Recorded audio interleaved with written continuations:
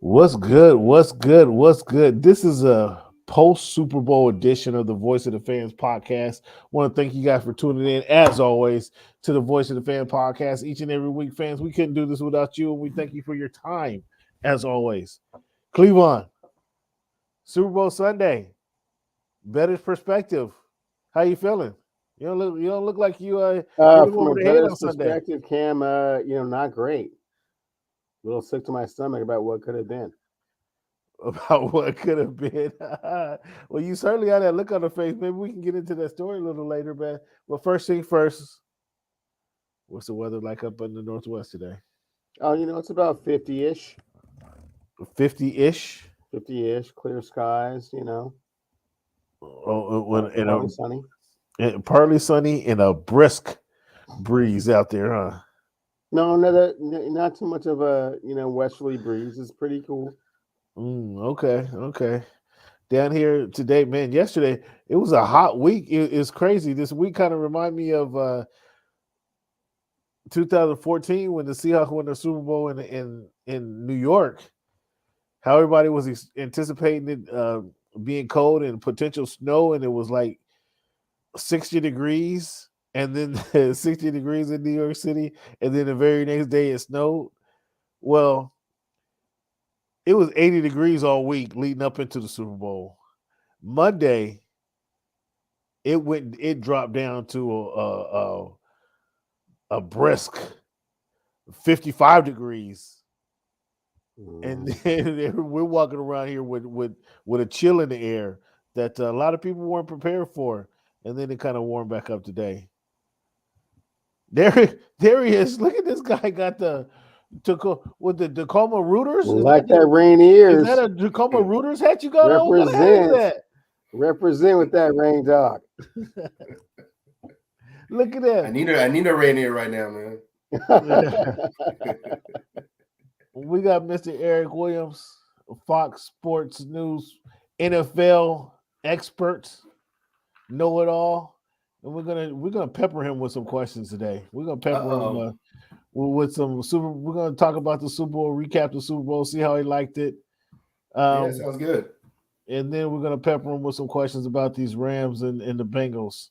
So let's jump right into it. February 16, 2022, week 179 of the Voice of the Fans podcast, fans. We thank you guys for tuning in.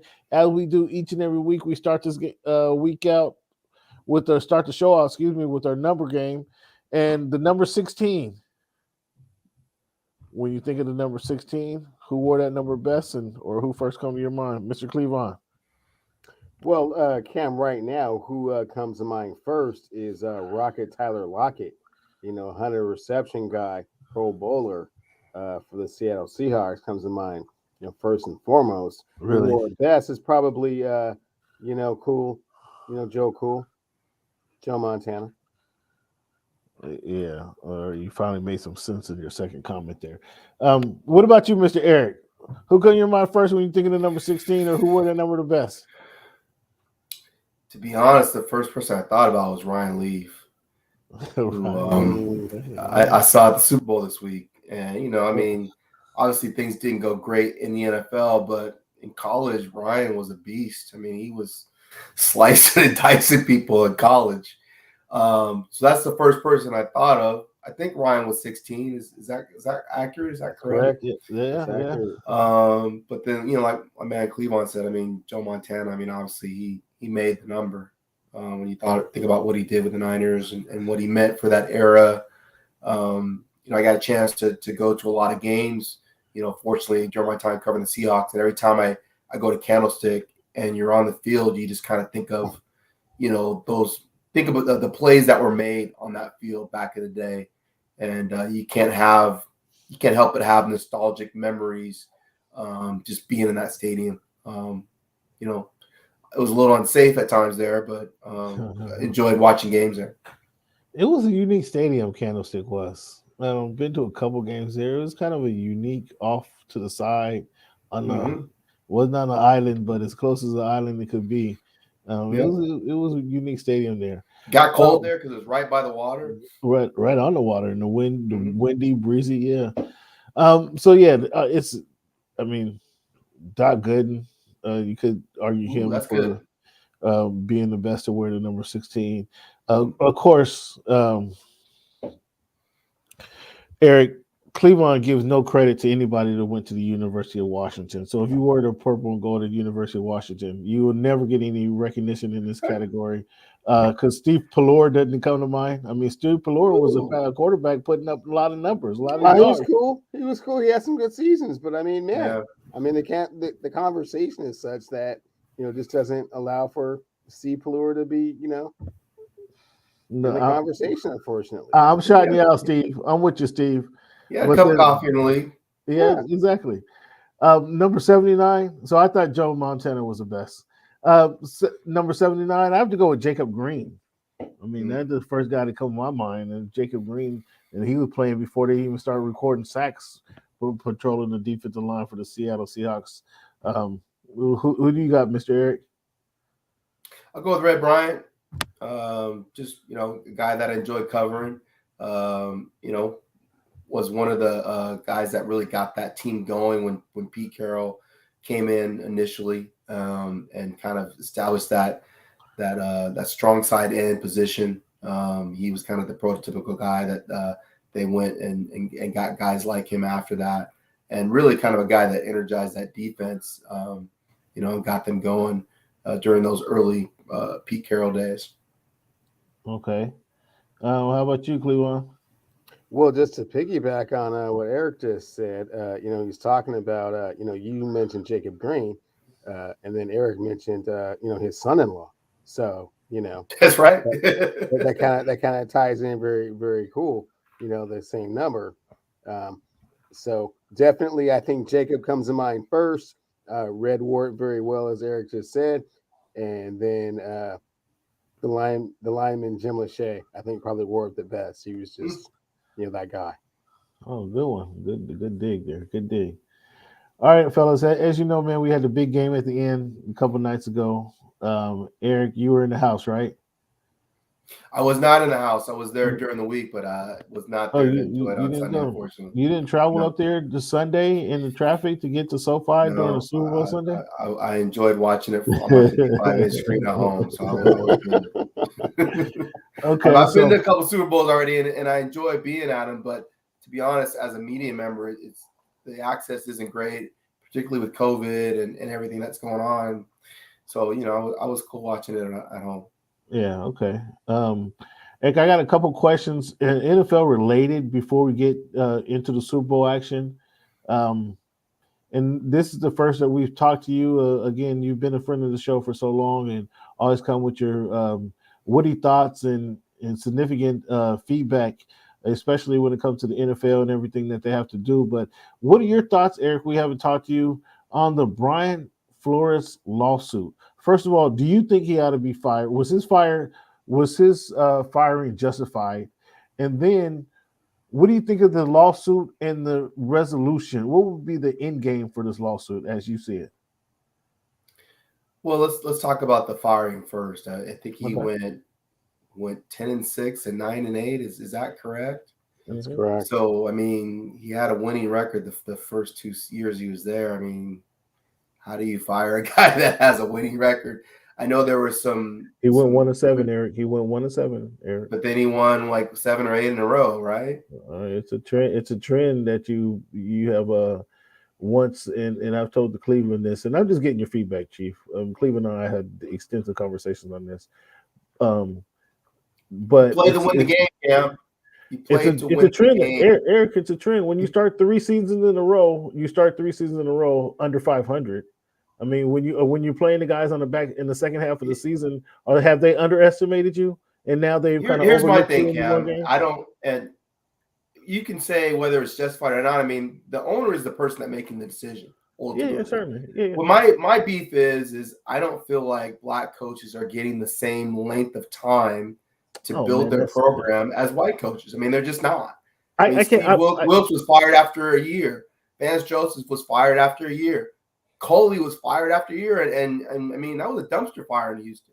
So are guys going to get the opportunity to build their culture and program like fellow white coaches? That's just not happening.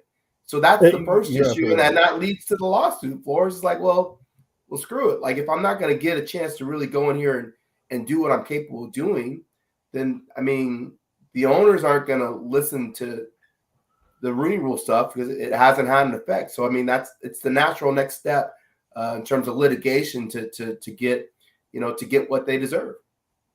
I commend I commend Brian Flores for stepping up, and we don't want to. I won't say yet. Things look like he sacrificed his job, and he potentially sacrificed his coaching career, just from the looks of it. And I commend him for that. However, Erica, I in this specific situation, and you're absolutely right. Black coaches are not getting a fair shake. You are absolutely right. There's no argument that I can't argue that. I can't even. The facts state what they are. The facts are what they are.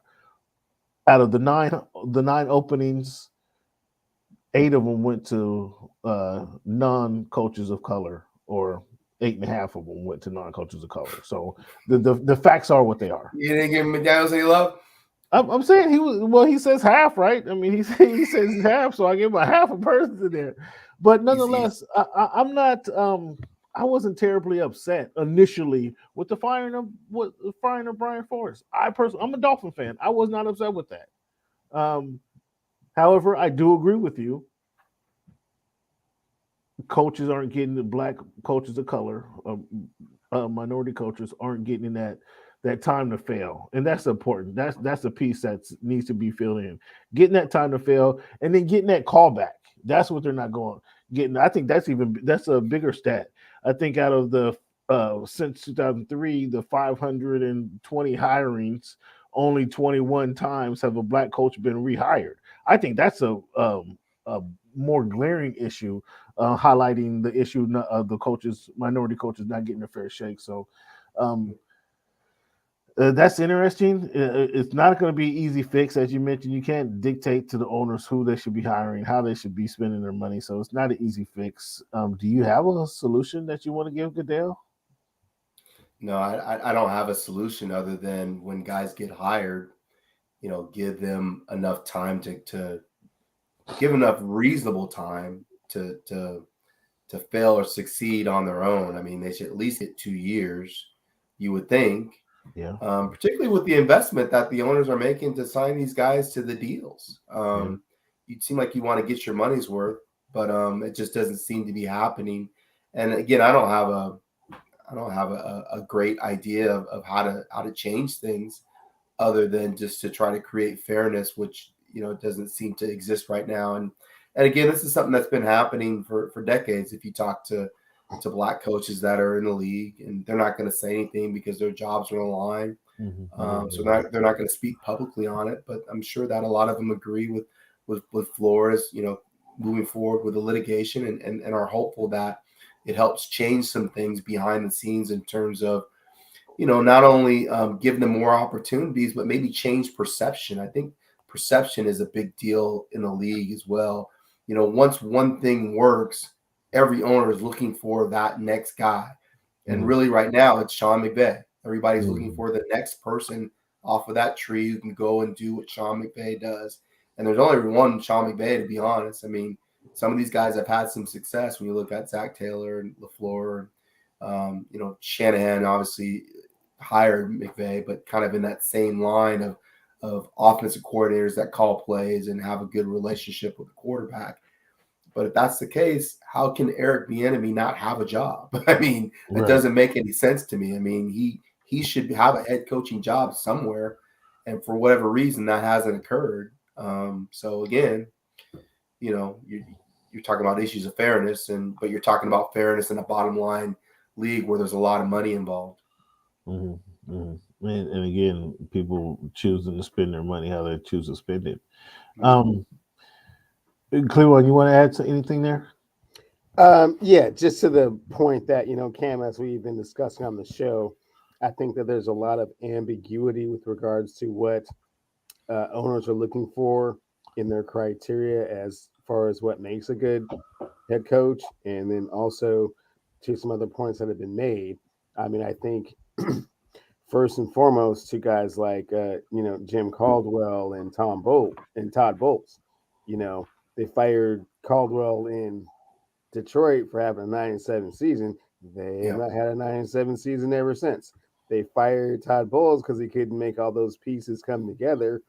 They have not found a coach that can make all those pieces come together. So it's like you're blaming them for something that no one else has been able to, none of their successors have been able to replicate or, give you what it is that you were wanting.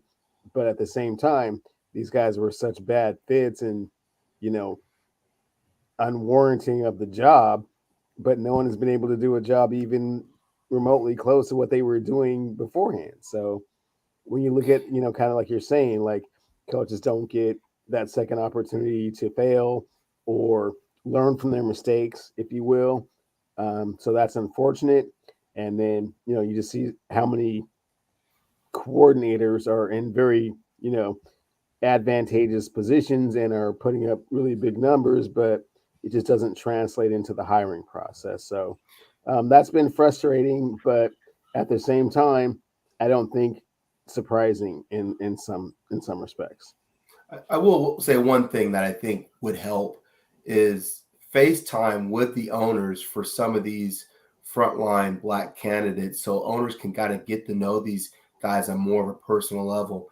I'm able to attend the owners meetings, and those are opportunities for coaches to kind of get to know these owners and for them to know them as people. And I think that would help in the hiring process. So the first time they meet these guys isn't at the interview process, and they're able to kind of build a rapport over time with the owners and with NFL owners. And I think that's one thing that would help.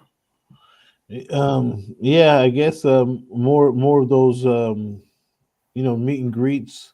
I mean, they have to do it kind of on a formal basis, but yeah, these events here, like the Super Bowl, we have the Pro Bowl, not the Senior Bowl, but what's coming up in Indiana, the Combine. The coaches got to get out there and get out there and sell themselves. So we'll see if if open minds happen to improve this. I think that's what bigger bulk of what it's going to take, or the coaches being more aggressive with their request, and we'll see what impact the lawsuit has on this as well. But I want to ask going back to the Brian Flores hiring, the Miami Dolphins hiring. When Miami Dolphins hired Brian Flores initially, Eric, I was concerned for one reason, and once I think it was a very critical reason. When they hired Brian Flores, he wasn't a well-known coach at the time, and then he was promoted as the defensive coordinator for the New England Patriots. Mm-hmm. Well, I mean, Eric, you've been around for a few revolutions like I have, and I remember Bill Belichick being the defensive mastermind of the New England Patriots. So how can this guy be one of the defensive coordinators of the New England Patriots? And how can he get hired based on being the defensive coordinator of the New England Patriots when Bill Belichick is the coordinator? Okay, hold up. Let me talk here. Who's the mastermind of Seattle's defense? That was Pete Carroll, right? Okay, so who got hired for head coaching jobs as defensive coordinators from that program? Who got hired? Oh, Gus Bradley. And who else? He didn't get another job, but Ken Norton. Okay, no, and Dan Quinn got hired. As the Atlanta Falcons. So are you not? So both those guys are white. So yeah, are you not giving those guys credit for knowing defense?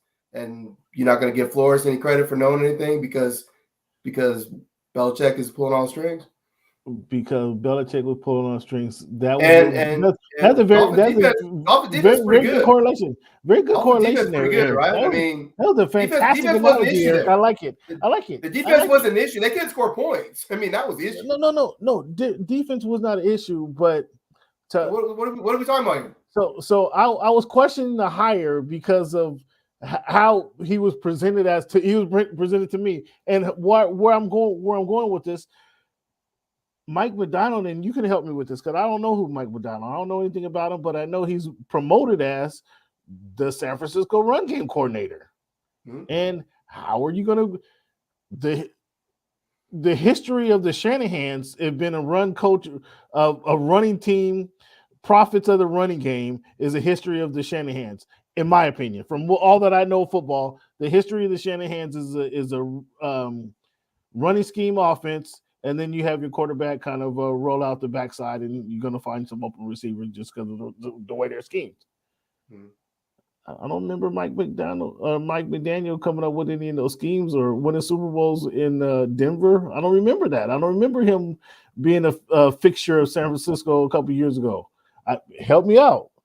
So I'm Well, getting I mean, now. let me help you out. Let me Please, thank help you. you This provide is some why I clarity. called you in, man. This is why I called you in. Help Look, me out. when you hire a head coach, you're hiring a CEO of your organization and a face of your franchise. That's what you're hiring. So Okay. you're not necessarily hiring scheme and all that other stuff. Obviously, that comes with it, but you're trying to bring in a guy that's going to set a winning culture in your building. I mean, that's what you should be doing. Right. Now, again, there's a reason that a lot of these teams are struggle year in and year out. I mean, look at Jacksonville. They keep hiring the wrong guy every time. So obviously they're not doing something correct. So with McDaniel, I mean, he's been around. I mean, he's worked his way up the ladder in a couple different organizations, and he's considered one of the brightest offensive minds in the league. You know, he's given credit for a lot of the run game that the Niners come up with in terms of inventiveness and innovation. If you talk to people that cover that team and people within the organization, he's a guy that's coming up with a lot of different ways that they're getting Debo the football. And he's supposed to be pretty good working with quarterbacks. So again, we'll see what it looks like when he takes over. But yeah, these guys aren't just kind of popping up out of nowhere. You know, there's agents for these coaches, and they all have lists, and each GM has a list of guys that is in their desk. So when they're ready to move on, they already have a list of names that they're interested in bringing in. Like that exists in every organization, or again Right. should, because you should have a contingency plan if you're going to move on from a coach. Yeah, the succession planning is what you're talking about, and that makes sense.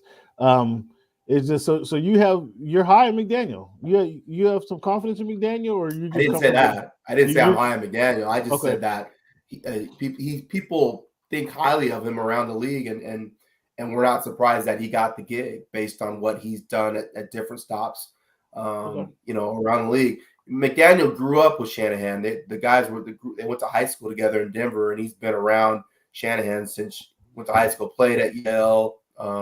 You know, really super smart guy. Had some issues with alcohol and kind of washed out of the league, and then got a second opportunity, I believe, in Washington, and kind of cleaned up, sobered up, and then kind of took off from there. No, here he is heading to South Florida. I'm excited You to see. you seem skeptical. You seem a I'm little skeptical. well because again, just as I mentioned, and you gave me a great correlation to the defensive coordinators coming out of the Seahawks camp. That was a fantastic correlation there. But I'm just a little skeptical about. I was skeptical of Brian Flores when he was pegged the defensive coordinator, a One games, man. prodigy, One prodigy. games. I, I mean, you won okay. games. Okay. I like to see a little bit more consistency, but No, I think nonetheless, that's fair. I think that's a fair criticism. Cam. I'm not saying it isn't a fair criticism, but everybody said it's the bottom line business, and he won games, right? but Yeah, he still yeah. got fired. So But to it's me, I'm still, like, it makes sense too if you look at it. What will come out the next week later is that it was the relationship piece, and I think the most, okay, so come on now, we're all in the media. yeah, We know how that works.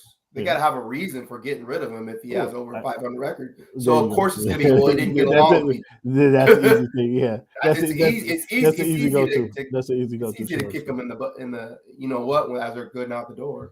Sure. I think though the most egregious thing involved in this lawsuit that comes out of this thing is his claim that Ross offered him 100K to lose games. I mean, Yeah, I I'm think interested to see where that goes. yeah, I That's think huge. that's really egregious, and that might be Ross signing over the team to somebody else here pretty soon. Might be the I don't know where that's going to go, but the way that the league has trended towards gambling and now talking about putting, the ability to gamble within stadiums and to have that kind of hanging over the league's head right now is significant. So I'm interested to see if there's actual proof of that occurring. Yeah. And last point before Eric, before we get into the actual game in itself, we hear some rumblings about Kyler Murray and the friction with the Arizona Cardinals. How serious is this? And might we see the little guy on the move? He ain't going nowhere. So it might be Cliff on the move, huh? They're gonna play Colt McCoy. I mean, come on. I mean, they'll figure it out. They just have to figure out how to manage him better throughout the duration of the season. So just like Seattle had to figure out how to manage Russell. I mean, he can't run as much if you're going to want to use him at the end of the year and have him at his best self going into the postseason, so he's not banged up. So I think that's kind of what the squawking is about. Probably money. Obviously that's part of the issue too. And he's young, so and he's a very competitive individual, and you have to like that. So I didn't really think a whole lot of it, to be honest. So okay, all about nothing.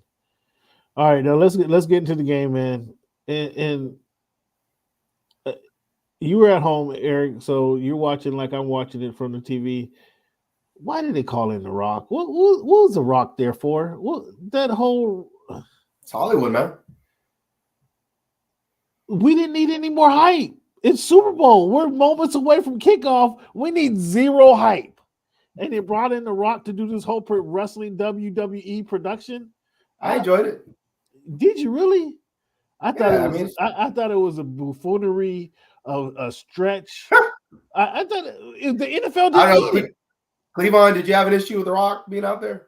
It's par for the course, my dude. You do it as big as you can. You do it like just Big Willie style, man. And LA, you man. bring out The Rock. You bring they out didn't need it. They didn't need it. You bring out all the big guns, man. Yeah. That was a waste of time. Whatever they paid The Rock $10 million, I don't know. Whatever they paid him, it was a waste of money. They didn't need. He's right. He's a 45 seconds before he kickoff. He's gonna come in there with his bicep. I don't know. You see how he was positioned and didn't move from that position. Do you guys notice that? How he stayed there and he flexed the bicep the whole. It's The Rock. That's what he's supposed to do, right? That's his stick. Come on, let's kick it out. This is a football. The teams were already announced. If he was announcing the teams, he tried to re-announce the teams. If this was the introduction to the teams, okay, which they introduced them before 5 minutes before he came on stage. If this was the introduction, I might be able to buy it. But he was just there. Cam, it's an entertainment industry. Oh, and by the way, don't get it twisted. NFL is the entertainment industry, bro. Yeah, and a third of the country was watching this game. Yeah, and 80% of them don't care about football, but they're probably pretty happy to see The Rock. The Rock, yeah. Let's tune in for The Rock. Let's watch the rest of the game because The Rock encourages us. Oh my god, they weren't watching the rest of the game. They were watching The Rock in a halftime show. Oh my goodness, I was not.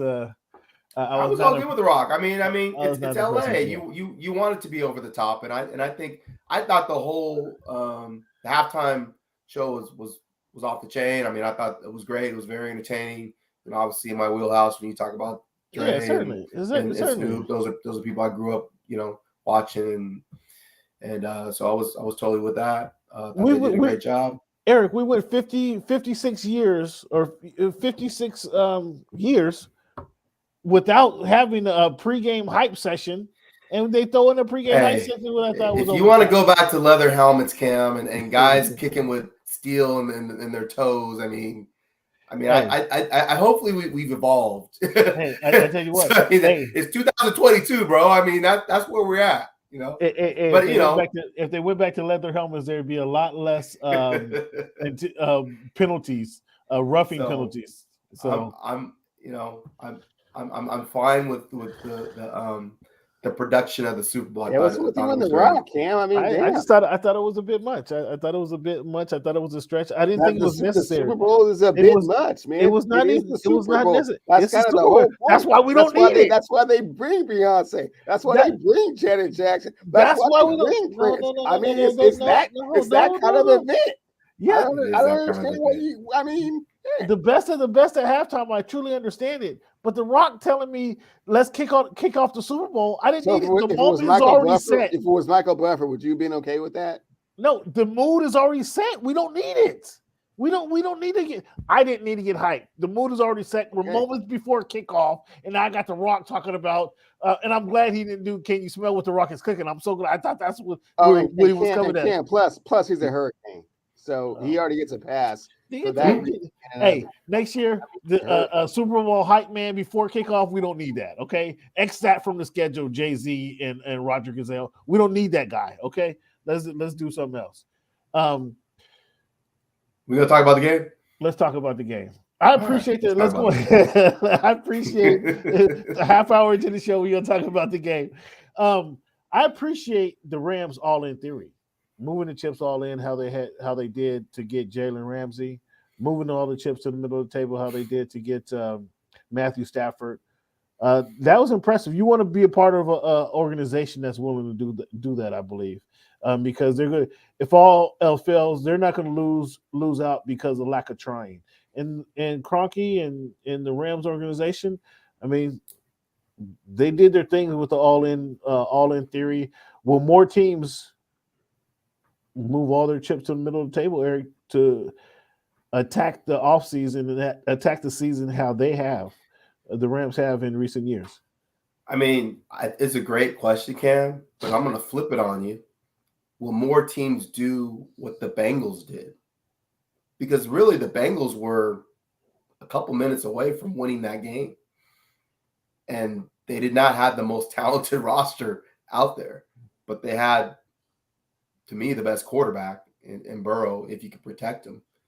I think it's hard to do what the Rams did. I think it's more feasible if you're particularly one of these mid-market teams to do what the Bengals did, to find a really good quarterback if you can get one on the rookie deal, and then to build pieces around that and try to keep that window open as long as possible, as long as you have the guy, at the quarterback position. So I don't think that a lot of teams are going to try to emulate what the Rams did, because I don't think a lot of teams are equipped to do that, have an owner that, has that kind of, financial wherewithal to make those moves, have the ability to people want to come to a place like Los Angeles. Who wants to go to Green Bay? I mean, come on now. I mean, if you're a free agent, you're not trying to go to Green Bay. You're trying to go to Los Angeles. You're trying to go to Dallas. You're trying to go somewhere in Florida. You're trying to go somewhere warm, So I do think it's going to be hard to replicate around the league. You have to have somebody that's really savvy with the salary cap to kind of manipulate those contracts and kick things down the road. It's also high risk. I mean, you give up all those picks, you don't know for sure that that's going to work. And then what do you do if it doesn't work? You're going to get fired. Right. So, kudos to the Rams for accomplishing it. I mean, they kind of had to do that in the position that they're in order to compete in the market that they're in.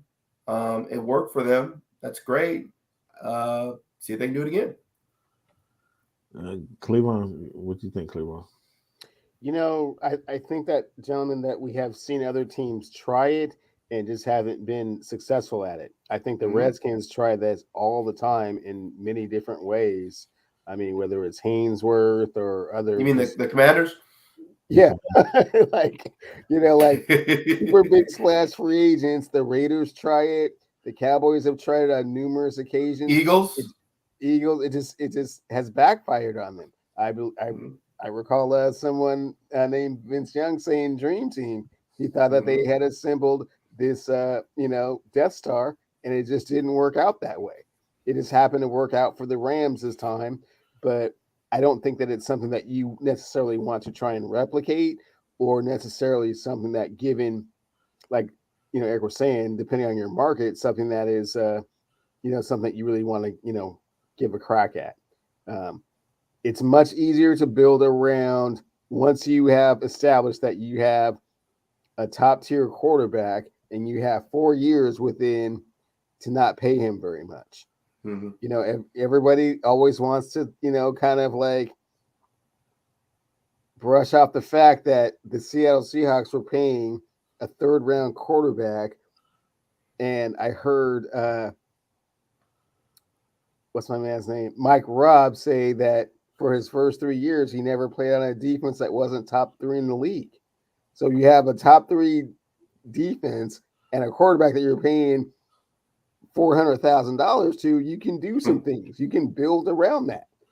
Even in the situation with Joe Burrow, although he was the number 1 pick in the draft, he's not getting over 3 or 4 million, right? Yeah, the contracts ain't what they were. So if you can do some things in that window of opportunity, that's a much easier way to replicate that as opposed to just trying to bring in a bunch of free agents that you hope you hit on. And ODB was not the healthiest guy, right? Vaughn was kind of a contributor, but I mean, I don't know. It's a lot of all in, right? And if it doesn't work, then you're just stuck with all of this debt, right? That you can't pay off because you can't really make your team better because you don't have enough picks and you missed. But if you hit it, it was all worth it. Mm-hmm. I mean, they happen to hit it up. Obviously, they didn't win against the Patriots a few years ago, but they happen to hit it like a couple times. I mean, so they have a trend here. They know what they're doing when they're going all in. Patriots, they're like Cleveland said, they had a quarterback on his rookie deal. Well, no, I was saying the Patriots when they lost the Patriots when they lost. They had Goff. But they have Goff on the rookie deal. Yeah, that makes sense. So they're built a little differently. But I was just thinking about something Telesco said. But they won. They seem to do it either rookie contract. What's his name is not on a rookie deal. Stafford's not on a rookie deal. So they had to kind of do it a little differently this time. So correct. Yeah. So I'm saying initially they had Goff on a rookie deal, so they were able to add free agents because they weren't paying the quarterback as much the first time they went to the Super Bowl. But this past year, obviously they're paying Stafford a lot of money. They gave up picks and brought in these guys kind of at the end of their career that are still have juice. They pushed up against the cap. They kind of they kick some of these issues down the road to make sure that the team is good now, but they're still going to have to deal with it. In terms of the salary cap, I think they have the least amount of salary cap space going into the next year. Odell's going to be a free agent. I believe Vaughn's going to be a free agent. So putting this team back together for 2023 is going to be a very hard issue for them. And because of that, they really have to make sure that they hit on their picks in day 2 and day 3, because those guys are going to play. They're going to have to contribute. Yeah, right away. Yes. Eric, clearly you know the game. You know the football past and present. So I'm going to name some names. And I want you to tell me, I've heard all week how Aaron Donald was arguably the best defender ever to play the game. And the best defender today is different than the best defender to ever play the game. So I'm going to name some names, and I want you to tell me who he's better in. And you guys can help me with maybe I just don't know the game. I don't know. Is Aaron Donald better than Chris Dolman? Yes. Chris Dolman? Was Aaron Donald better than Richard Seymour? Yes. Richard That's Seymour. not close. That's not even close. Richard Seymour, Hall of Famer, right? He is, wow. but Aaron's more disruptive than Seymour was. Aaron Donald better than Derek Thomas. Derek Thomas is pretty good. That's somebody I watched a lot. But I would say yes. I call it a push.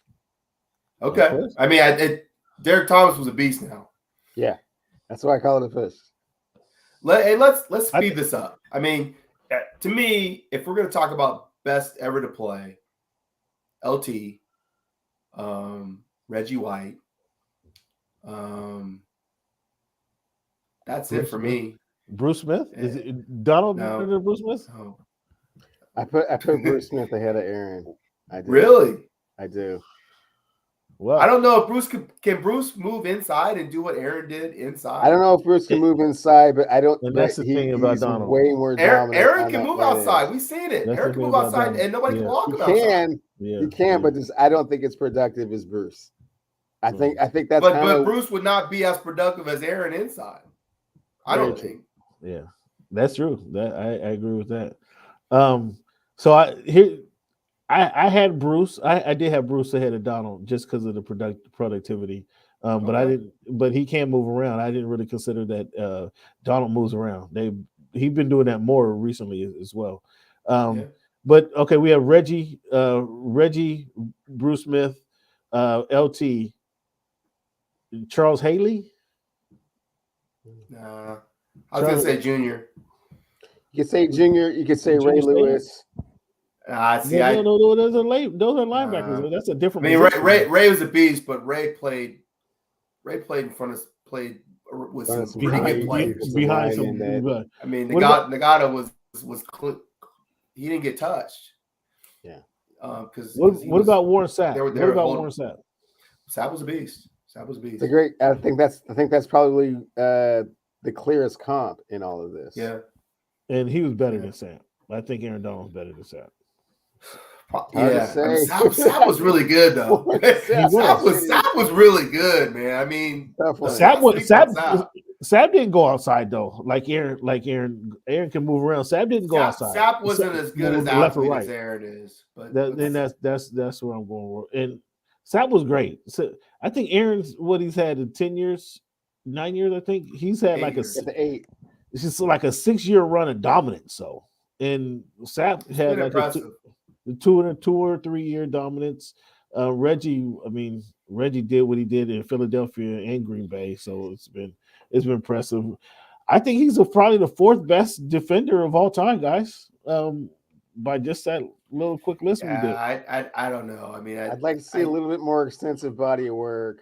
Just a little You want to bit. see more? 8 years of it just killing people is on the pretty defensive good. line is pretty I guess good. That's great. I would but put LT there because I feel like LT changed the game.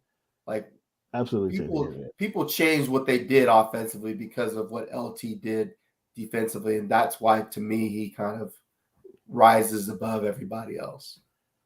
Yeah.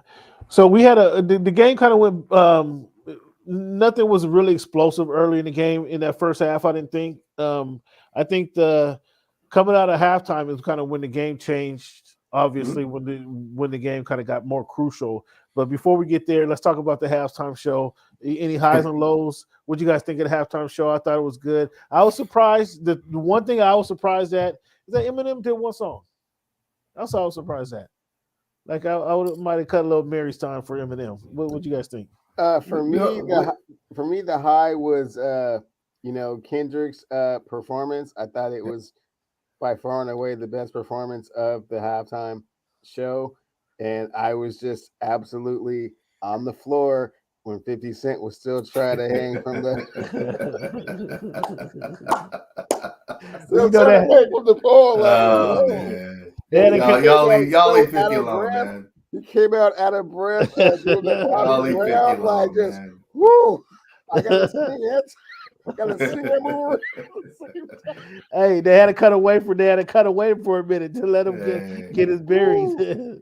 I give 50 respect for getting up to be able to pull himself up like that and get upside down because I know I can do that.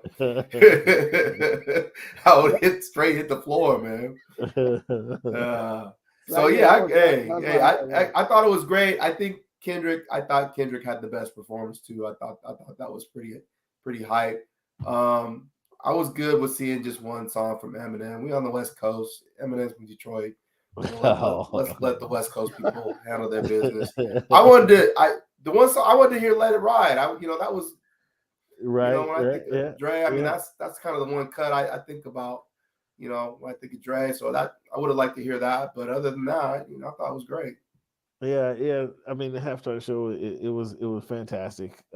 Let It Ride too, Eric. That's a Dre's cut that I think we should hear more of, but we don't. Nonetheless, Mm-hmm. I thought it was a good halftime show. Outside of, I mean, Eminem played. He played his banger. Was that the most appropriate song for Eminem? Uh, you know, you Yeah, lose for yourself sure. I because mean, he didn't have a lot of. you also have to take into consideration it is the biggest television event of of the year, and what the demographic is tapped into, and you know he's not gonna go he's not gonna go Slim Shady, he's not gonna go Hi My How my Name name Is, he's not is. gonna go Rap God. So that's Mm-hmm. what everyone kind of Yeah, that was intentions him with, right? It's Yeah. like 8 Mile, Lose Yourself. I mean, that's what he won the Academy Award for. So yeah, it's an appropriate song. mm-hmm. Got it. Got it. Um, okay, guys, coming out of halftime, we had a 13 to 10 game. Um, it was tight, much tighter than we thought it would be. I'm feeling the Bengals still have an opportunity. I'm waiting to see if Matthew Stafford, what mistake he's gonna make. Matthew Stafford's gonna make a mistake in the game. That's how I went into the football. This is how I went into the game. Matthew Stafford is going to make a couple mistakes in the game. Can the Bengals take advantage of those mistakes? Because that's the only way they're going to win. That's kind of how I watched the game and anticipating those mistakes. And the Bengals, could they take advantage of it? Matthew Stafford was pretty clean. He was fairly clean to this point. And the Bengals were just looking for this opportunity. How'd you guys see that first half play out? And what's your thought process coming to the second half? Well, Cam, I mean, I'm just gonna jump right to the second half, man. I got my young Sam Rothstein hat on here right now, and when they jumped out, scored a touchdown right away. Ooh, this game was pretty much over. And then Stafford turned the ball over. Ooh, this game's pretty much over. And then number 99 being a little bit frustrated about not being able to touch JB as much as he wanted to, shoved him really, really hard out of bounds. The Cincinnati Bengals were not cool with it, kind of pushed him back, and that flipped that switch. That really did. That was a good point. Where it went wrong. That was a good point right there. That was pretty much a game changer right there on the sideline. Did you see that? Did you notice that, Eric? And did you see it the same way? Yeah, it was definitely a momentum shift. You could see, that kind of got the Rams energized. Even that, I mean, they're still up at the end of the game, though. It's 2016. They just gotta get off the field. And I mean, Odell's not playing. They don't have Higbee. That was a big injury. Odell going down. You know who's going to get the ball? I mean, come on now, double Cooper Kupp and make somebody else beat you. I mean, it seemed like a pretty clear strategy. I don't think the strategy is to put Eli Apple on Cooper Kupp and think that's going to be a good matchup. 1-on-1, yeah. I mean, that didn't make any sense to me. I mean, Cooper's going to eat him up. I mean, Cooper's basically ate everybody up, single coverage all year. Yeah, exactly. So I don't know why they thought that was going to turn out any differently than it did. I was a little surprised that they didn't because they've been so creative and innovative, in getting to that point. I thought that they would have come up with something a little different defensively in that situation, and make somebody else, make plays. I was really impressed with how physical Cincinnati was. I haven't watched a lot of Cincinnati this year because they're in a small market. They're just not on TV. And why would I want to watch the Bengals other than Burrow, obviously? But up front, they were beasting the Rams' offensive line. I mean, they were just bullying them. And that number 55, he was running around making plays, man. Logan. Yeah. The linebacker for the Bengals. So I was impressed with how they played physically, defensively, and then on offense they were able to run the ball a little bit with Mixon. So I mean, they were right there. But give Stafford credit. He made plays at the end of the game, even though he gave the ball up a couple times. He made the plays when they need to be made. The no look pass was ridiculous. Yeah, the no look pass was ridiculous. But as you mentioned, it came down to the Cincinnati Bengals had their chances in that third quarter, early in the fourth quarter, because the Rams weren't pulling away. They were ahead of the game. The Rams, they were keeping the Rams at bay, and they weren't able to capitalize on those opportunities that they had in the third quarter. They could have run the ball a little bit more. I would have liked to see more mixing. I would have liked to see more mixing out of the backfield. I thought that might have not eliminated the pass rush, but alleviated some of that pressure a little bit. Hit him out the backfield a couple more times. I'd like to see that play design, because their plays stalled there in the third quarter, giving the ball back to the Rams, who kind of kept giving them life back in the game. And that was a disappointing part. But it came down to, as you mentioned, Eric, in the last drive of the game, the last 5 minutes of the game, and they kept going to Cooper Kupp. And Cooper Kupp, we just keep looking at him year after year after year. It's like, how does he get open? Well, he runs excellent routes. Okay, but why doesn't he get tackled? Why don't they bring it down? Well, the guys don't wrap up. And that sounds so simplistic, but that's exactly what he does. He punishes guys for not tackling them. When they come up and they try to two-hand touch him out of bounds, he's running through that arm tackle, the really touch, physical, and everything. He's getting through that. And so you got to credit Cooper Kupp. This is what he's been doing. Is the crazy thing. He's been doing this since he put up 350, I think, on the University of Washington at Mud Lake. I mean, so he's been doing it for this long. So you knew it was coming, Cleve. So we can't be surprised by the production from Cooper Kupp. And should he been the MVP? I think he should have been the MVP. Sure. Yes, I think people are saying no. People are saying it should have been Aaron Donald or Stafford. I mean, like you said before, Eric. I mean, the fact that they had no Robert Woods. Let's not forget about him not being there. Oof. Yeah. No Odell Beckham. They were not throwing the ball to anyone else, man. I mean, it's like Troy Aikman getting in the huddle with Michael Irvin. It's like you're getting the ball no matter what, man. I'm throwing to you no matter what. So I was surprised there was as much debate that people were. Again, Aaron played really well, and he certainly deserves credit for closing out the game. But I mean, Cooper made a lot of plays, man. That entire drive was him.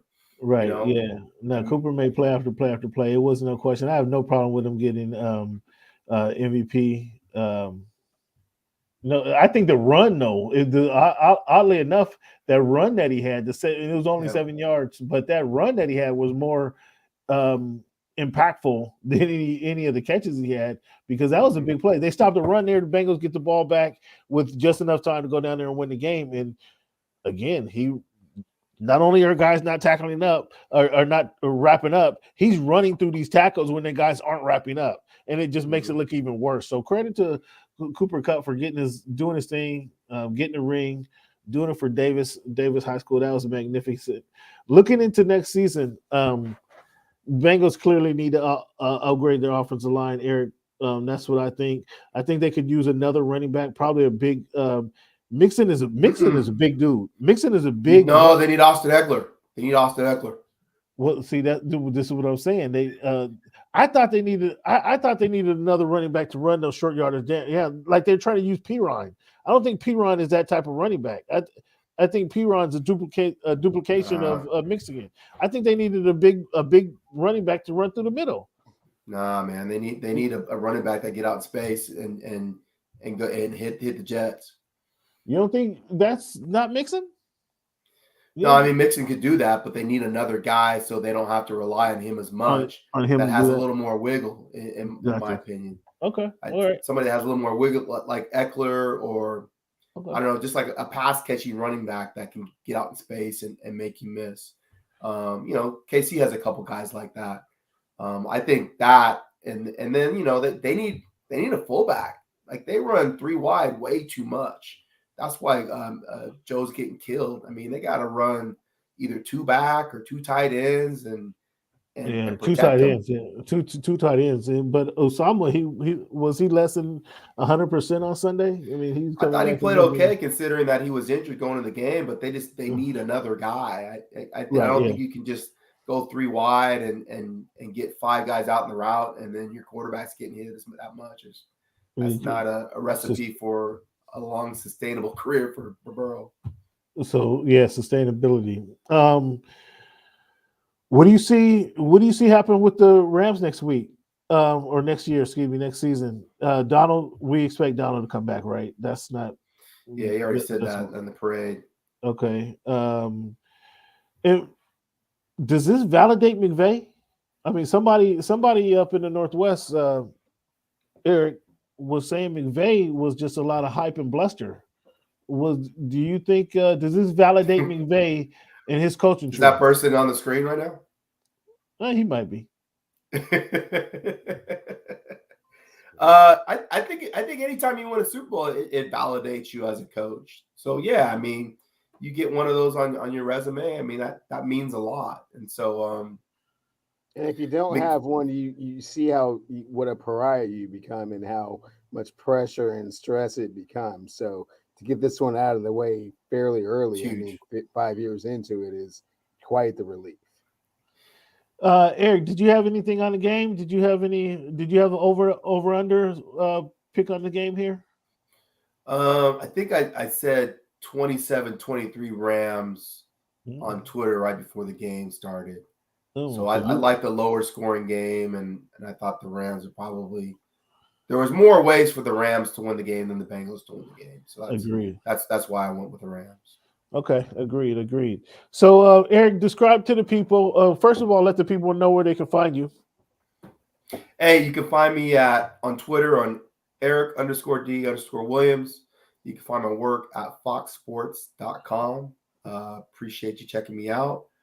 I'm on Instagram. I don't do a whole lot on Instagram, but if you look up EW NFL, you can find me on the gram where the kids are at. Where the kids are at. Eric, so what's your offseason look like? Are you going to Indiana for the combine? I hope to. Yeah, the combine's first week of March. Hope to make it there for a couple days. Right now you start talking to people about free agency and seeing what moves can be potentially made. You start looking at mock drafts and trying to get an idea of who the top players are coming out and what some of the needs are for the different teams. So yeah, you just kind of shift to off-season mode at this point. Starting with free agency.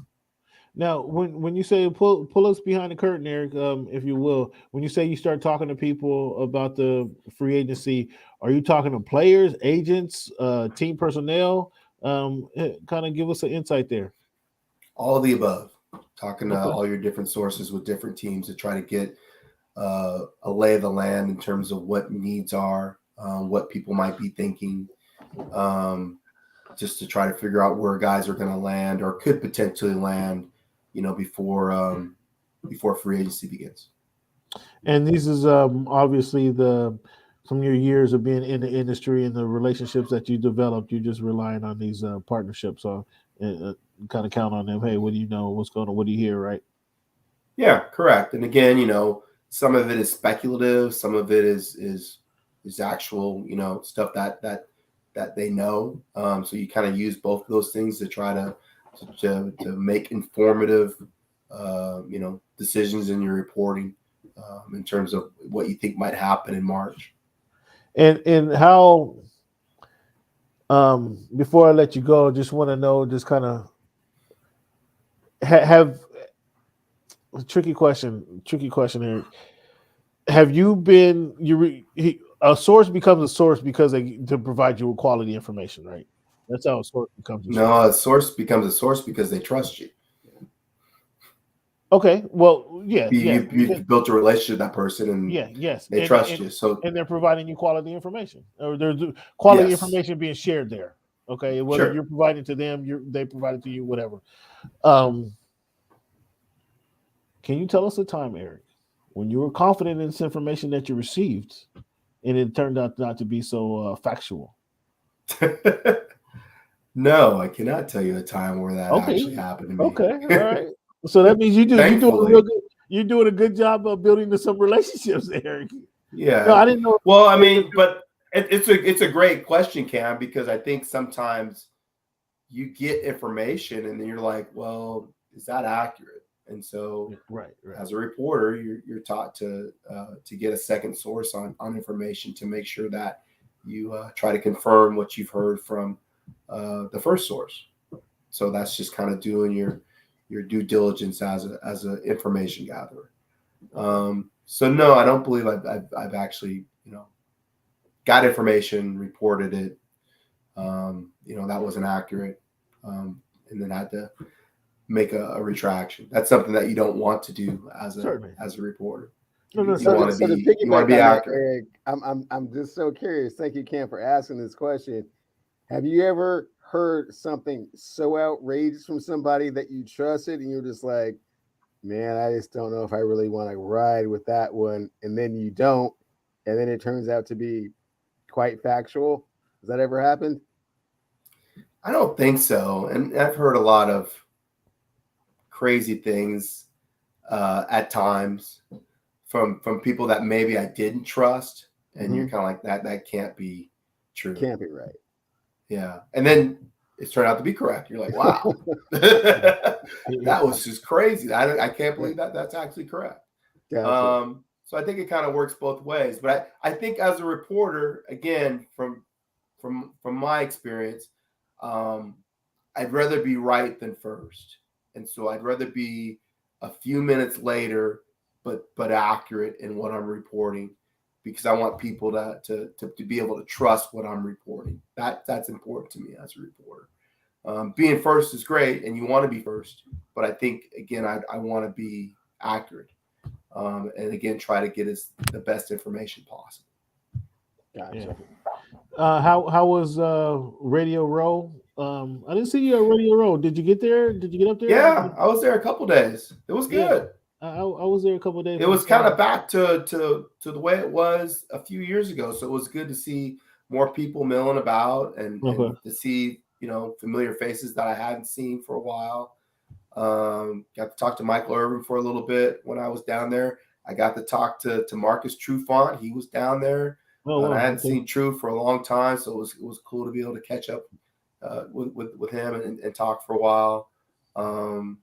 Talked to Lee Steinberg for a little bit, longtime agent. Jerry McGuire, of course, remember Lee Steinberg. So it was good just to be down there, kind of, work in the room, so to speak. I found a ticket on the ground to Lee Steinberg's party at Sony Studios there. Did you go? I snuck in there. Absolutely. Why did you go? I know I've never been to his party. I've been invited a couple of times, but I've never been. So what was it like? The 35th annual. It was very great. It was very good. The one thing I was I didn't actually find a ticket.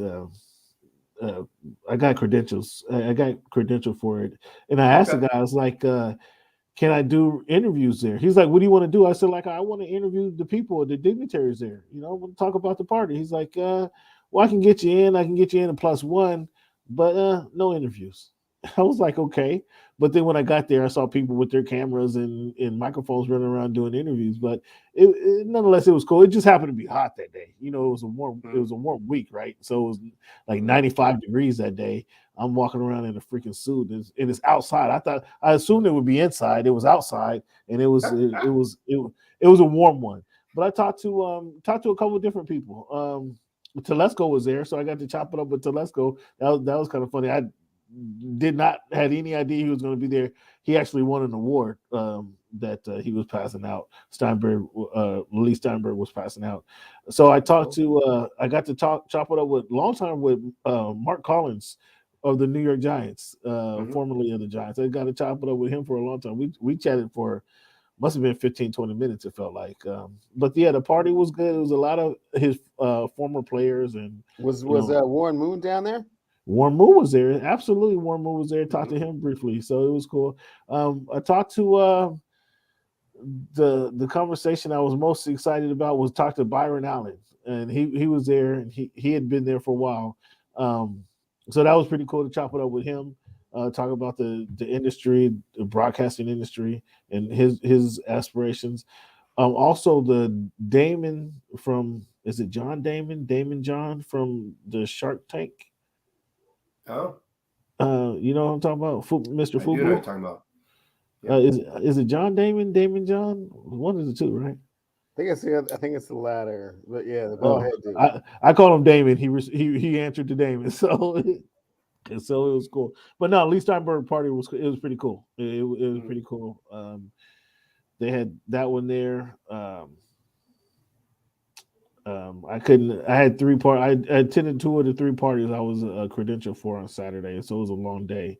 So it was good to just relax on Super Bowl Sunday and just watch the game. I just got a chance to watch the game, no reporting, and just hats off, pinned down, and just enjoy the football game. So, Eric, I want to thank you for tuning in, man. Thank you for your years of wisdom. Thank you for your insight that you shared with me and the fans today. I really appreciate it. Once again, let the people know where they can find you. Again, you can find me on Twitter, Eric_D_Williams, and you can find my work, written words at Fox Sports. And thanks, Cam, for having me. Cleve, good to see you again. Always a pleasure, bro. Take care of yourself and stay dry up there in the 206. We'll do my best. You know, it's a tough task, but I'll try as best I can.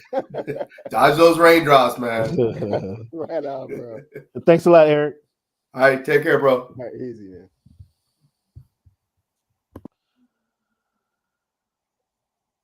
All right, man. So no real clearly we had one game last week. I picked the Rams. Cleveland picked the Bengals. We know who won that one. Cleveland had the Bengals plus 4.5. You did win that one, actually. Yeah. I was waiting for you to get to that part about it. You did win that. No, you did. Yeah, sure did. I mean, sure did cover. Yeah, I'll fix that right now. But yeah, I mean that doesn't impact your number for.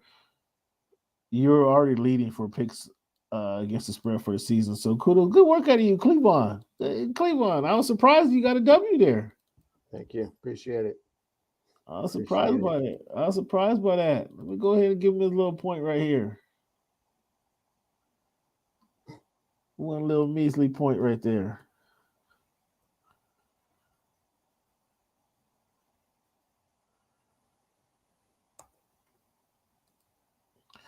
For the season, Cleveland. I know you happy to hear this one. For the season, Cleveland, the picks against the spread. Cleveland is 61%, 61.9% on the year. To my paltry 44%. Ooh. What? I don't know what kind of that season sounds that like was. that sounds like 17% better. It was a quite a margin, fans. Yeah, it was a margin. Yeah. So year total points, it was tied going into the week, folks. Fans, it was tied going into the week.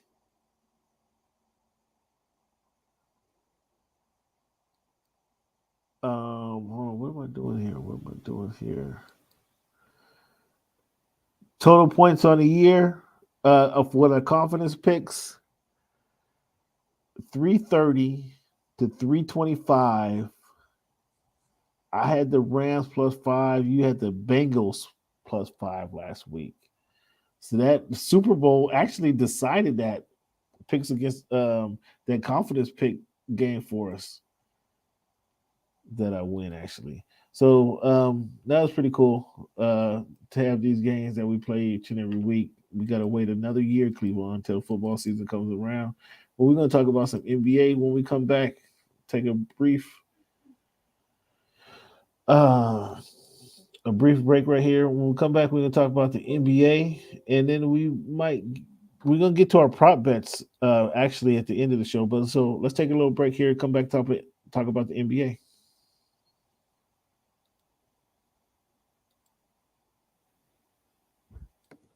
Let me grab 45. Okay. All right.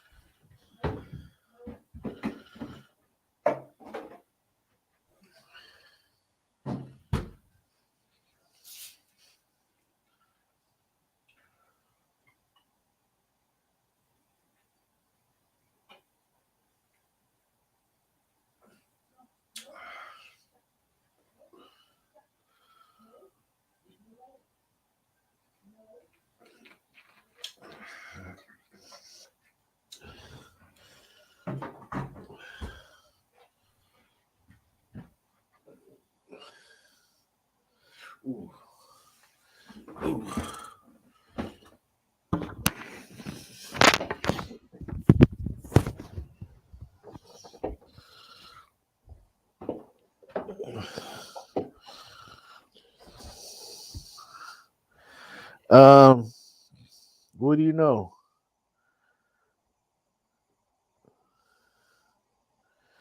Um, AD goes down again. Who? AD, Anthony Davis. He's going to be out another month with the ankle injury. Did you see that? No. Yeah, just sprained his ankle, man. Came down on an ugly ankle sprain. It was ugly. Mm. Were they winning or? 46-41. Utah's up just before the halftime. Yeah, that's probably how that's going to end up.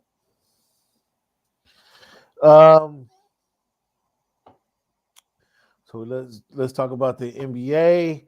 So NBA fans, thank you guys for tuning in. Thank you guys for sticking with us. We got the NBA, the trade deadline. I'm gonna run off a number of trades. Man, we have the Clippers trade Serge Ibaka to Milwaukee. They end up with Robert Hood and Samaje Ojale. Like that was a salary dump for the Clippers.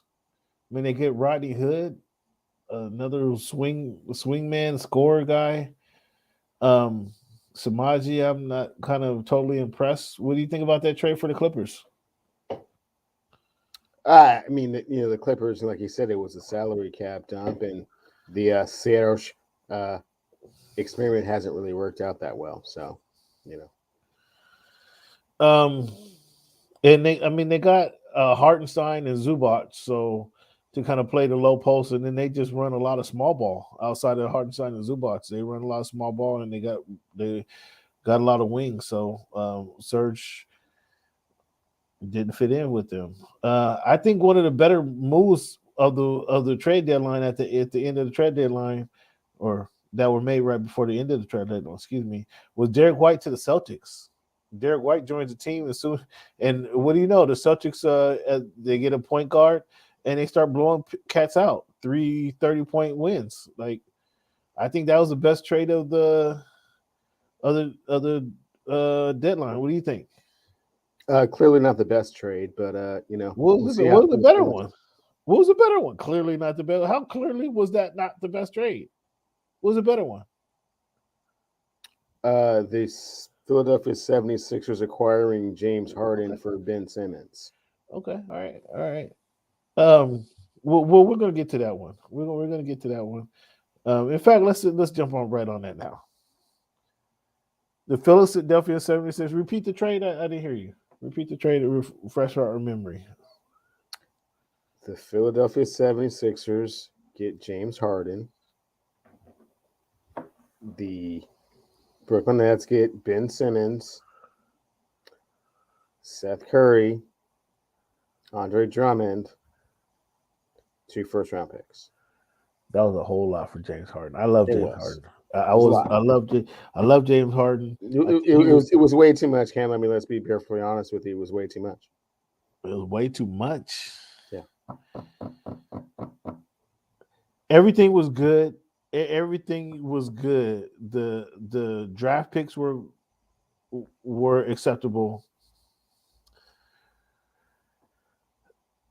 I can't even think of the kid's name. I'm sorry. 6'9", shooting on the reason who was Simmons. Ben Simmons and the draft picks were acceptable.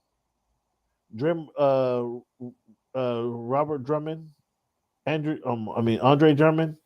Okay, throw him in there for salary cap purposes, whatever. Seth Curry, like that takes it over to being that's too much. That took it over the line to being too much right there. Why do you give up Seth Curry? I guess it was probably either him or Maxey. But I'm gonna take Tobias Harris. I'll give you Tobias Harris in that deal. I don't want to give up Seth in that deal. I think Seth makes that deal like hold up. Hold up. Like, what are we doing right here? Let me get my let me regroup over here. Let me regroup over here when Seth comes out on the table. I don't know, because I think Seth does good for those guys. Excuse me. Seth is a player he's not. He's going to get abused on the defensive end. But um, if you have Embiid on the underneath the rim to kind of help protect him, Seth and his defense isn't so bad. Because guys aren't smart enough now to go ahead and take that medium jumper that Seth would have you open. Embiid to be right there to kind of step up and kind of help him defend them. Him going to Brooklyn. I don't know that Brooklyn has that extra that line of defense to help protect Seth Curry. Nonetheless, I don't think Philly needed to give up Seth Curry. I think that again took the trade over the top to advantage Brooklyn. Let me say this: I picked Brooklyn last year to breeze to the NBA Finals without losing a game. With just a lineup of James Harden, and that's what you said. Yeah, that's what I said. James Harden and Kevin Durant. It didn't happen. Once they signed your guy anyway, and Kyrie Irving, Mr. Flat Earther. I'm just kind of surprised that this didn't work out. I'm like, dude. I'm surprised it didn't work out. Like that marriage, I guess that threesome, if you will. I don't know. Do threesomes ever work out? But I'm surprised that this one didn't work out. Someone's always disappointed, right? And they got to go, right? I mean, I was surprised. I was just kind of surprised that it didn't work out. And now I think where as much as I was on Philly's bandwagon last season, not Philly bandwagon, much as I was on the Nets when they had the trio of Harden, Kyrie, and KD, I'm feeling much better now. I'm swinging over. I feel much better about the Harden Embiid pairing. Man, stay in Brooklyn, man. Stay in your borough, man. Don't come jumping out to Philly now, man. I mean, I'm liking that pairing. You're not welcome. And then hopefully, I'm hoping that Maxey can get off here. Man, you're not welcome, man. I'm hoping that Tobias Harris, Tobias go back to his Clipper days. Kyrie wants to, man, get a shot real quick, man, and be a factor in these playoffs. I see Kyrie. I'm gonna tie Kyrie's ass up. Like, give me the needle. Give me the needle. I'll stick his ass right here. But yeah, I'm leading. I think the 76ers got the best of that trade, and they're better equipped to move further in the NBA playoffs. What do you think? I think that I'm hoping that the fit will work out the way that I see it. In which case, it just gives Joel Embiid so much more space and opportunity in the middle than he's had on any of the Sixers team, because he's never had anyone that was a threat from 3-point range and a point guard at that. So well, he has had it. He just hasn't had all that in one person. He's played with JJ Redick. He's never played with someone capable of scoring 35 points a game. So. Yeah.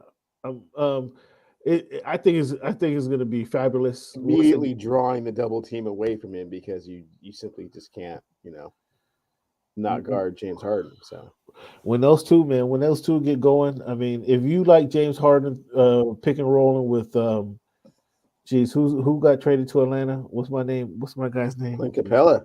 If you liked him picking and rolling with Clint Capella, man, can you imagine what he's gonna be able to do with Joel Embiid?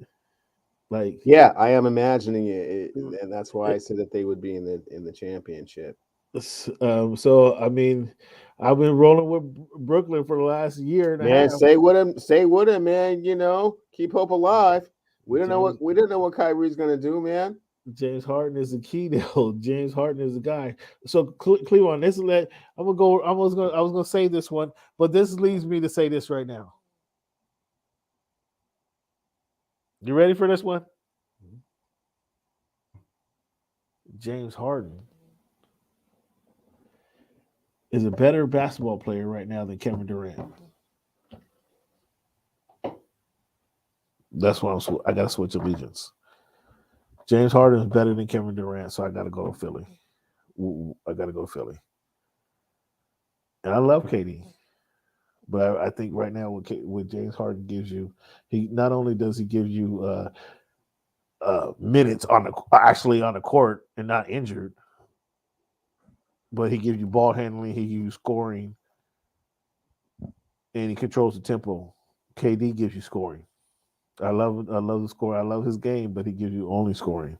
I get multiple aspects of the game handled by James Harden when he's playing. What's your thoughts? Cam, I've always prided our show on being, really, about the, nuts and bolts of things and not, kind of like trying to, jump into shock, TV shock value to kind of, say things just to be saying them. But, then here you go saying James Harden is better than Kevin Durant. I just gave you valid reasons why. What do you mean? You shaking your head? I gave you what? James Harden is a triple threat. Are you worried about KD's passing? Are you worried about KD's passing? No, you're not. Are you worried about KD? He's been rebounding better, but you're not worried about him getting other people involved. You're not worried about that. You're worried about KD scoring. With James Harden, you're worried about him scoring, passing, rebounding, and he's controlling the pace of the game. How is that not better? Because it's Kevin Durant, bro. I mean, the most unstoppable player on the face of the planet. Okay, James Harden is doing more for him. More for you on the court. Do you not understand that, or are you just ignoring what James Harden brings to the court? KD can hit from anywhere. He can drive to the basket. He's gonna get his shot off. You can't stop him from getting his shot off. He can shoot from anywhere, like your boy showed. He shoot from 30. But what does James Harden do? James Harden he flirting with a 30-point triple-double on most nights. So this is James Harden's third team in a year and a half, right? Yes. So first of all, you had to pull James Harden out of the strip club just to see if he's going to make it to the arena. First of all, but you got to make sure that he's happy in his environment, that he has like the right flowers that he needs and the right mineral water and the right sunlight in order to perform, right? Oh my goodness gracious! His terrarium has to be such that he can flourish and thrive, right? Okay. Do you remember what I told you? And then he's not 6'11". You remember what I told you years ago about Dave Wannstedt and Ricky Williams?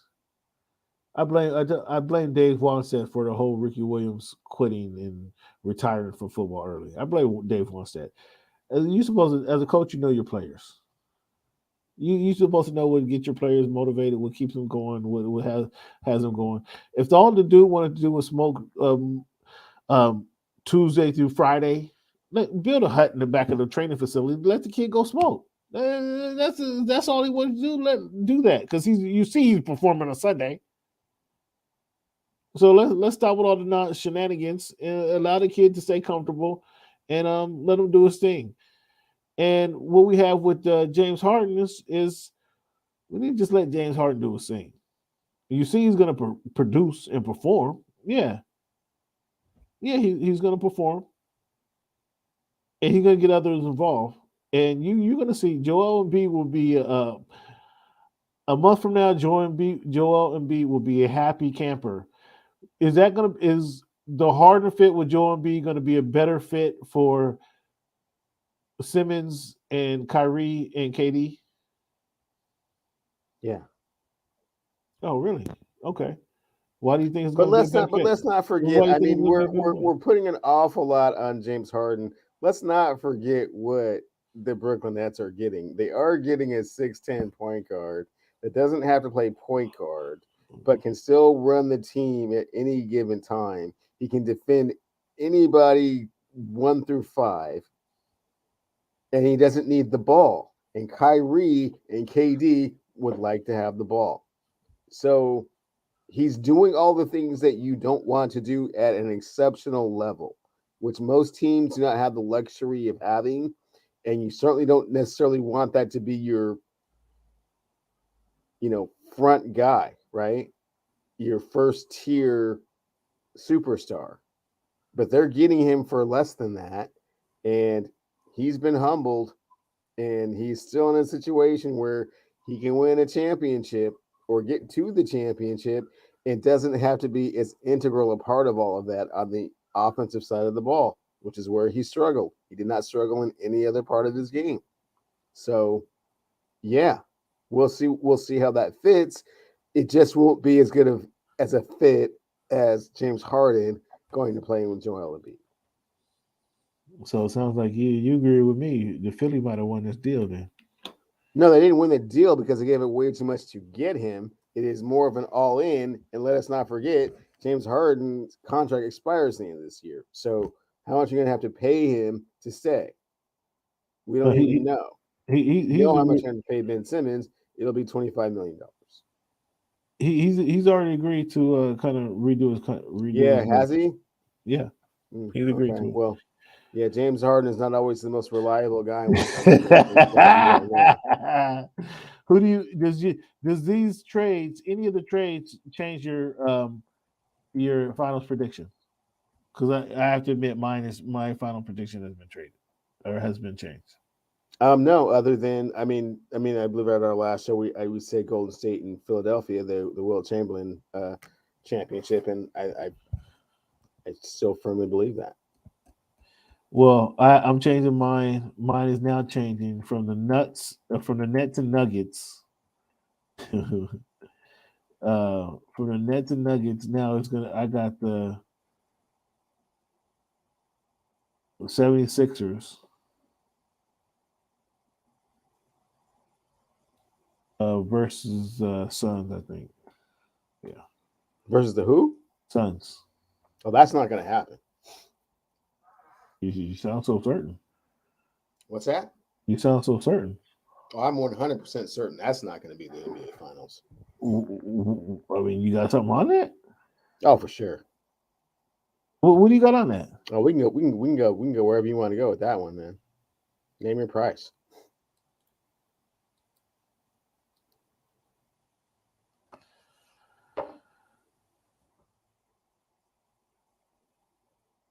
I mean, come on, what you trying to do? No, I mean, what is it that you want to do?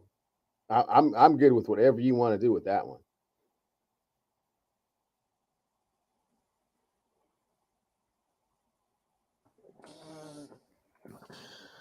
I mean, this is your call. Well, what Daniels, man. Daniels, man. That's always a trump card, right? That's always big joker, right? When we're really talking, Daniels is a big joker, right?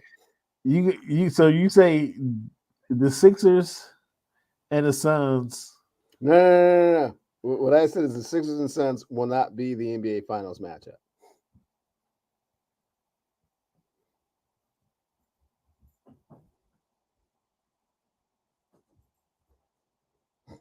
Who you got in the finals?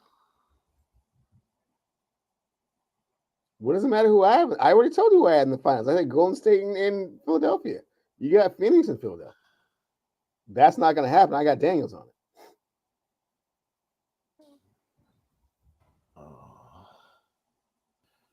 Okay, hold on. Where we at?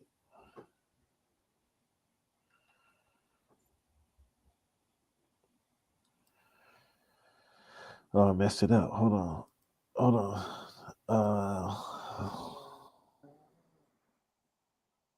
76ers and Suns NBA Finals. Cleveland says no for Daniels.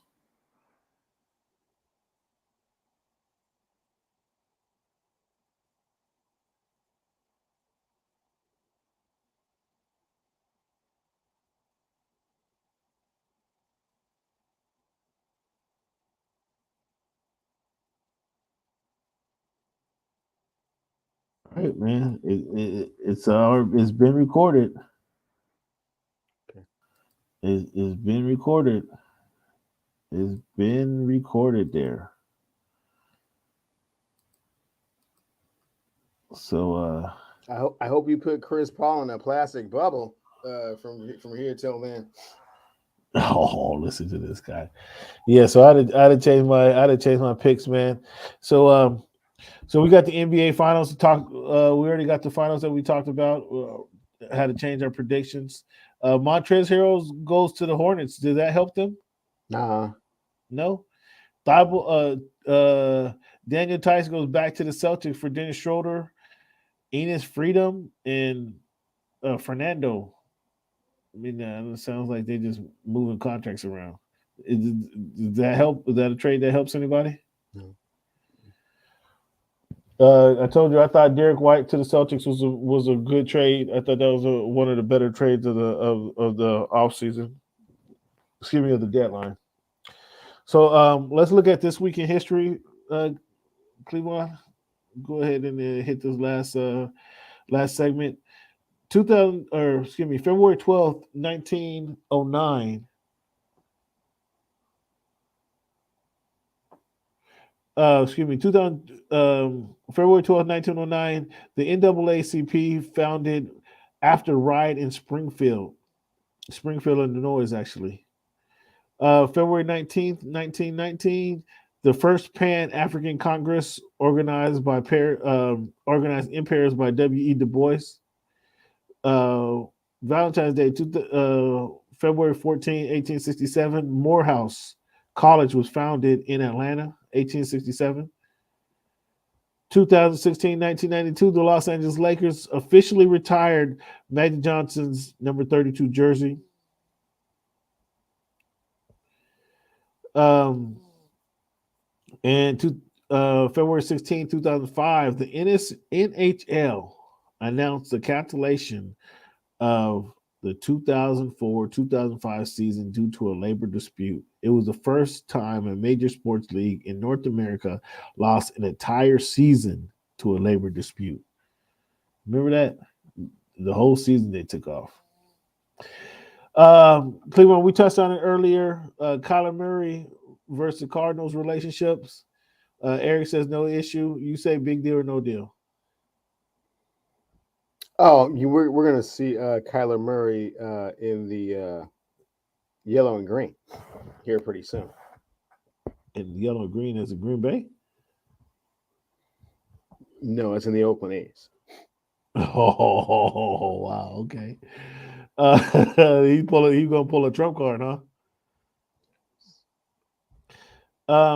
Frank Smith is a new running game coordinator for the Miami Dolphins. Now, Frank Smith was a offensive line coach for the Los Angeles Chargers here this last season.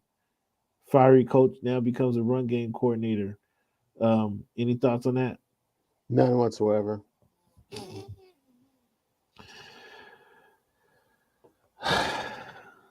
My question earlier, we got into it. Has Aaron Donald surpassed Lawrence Taylor as the best defender ever? We had Reggie White, Bruce Smith, Charles Haley, Warren Sapp, Derek Thomas, Richard Seymour, Charles Doman, some of the better guys, and we were all in agreement. No, maybe he's probably the fourth best defender, right? No less than top five, not number one, but certainly he's in the conversation. And as I said previously, one of the top 10 greatest disruptors in the history of the game, without question. No matter what the rules have been, no matter what the area is, and we saw it on full display at the Super Bowl. So, yeah. Again, just to repeat the list, I got Lawrence Taylor, I got Reggie White, Bruce Smith, Charles Haley. I think he slips in there before Warren Sapp. I just think he's had neither one of those statements are true. But what do you mean? His career has been better longer than Warren Sapp. What are you talking about? Warren Sapp was more disruptive than Charles Haley. I beg your pardon? I said Warren Sapp was more disruptive than Charles Haley. I didn't stutter, utter, or mutter, man. He was more disruptive as a defensive player. Just say you don't know who Charles Haley is. I do know Charles Haley. Just say that. Just say I'm not familiar with Charles Haley's work. They're both Hall of Famers, right? Did I miss that part? Charles Haley has 5 of them.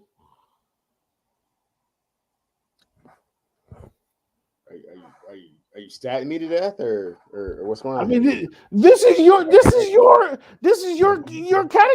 This is your determining factor. This is your separate. This is what separates guys in your eyes.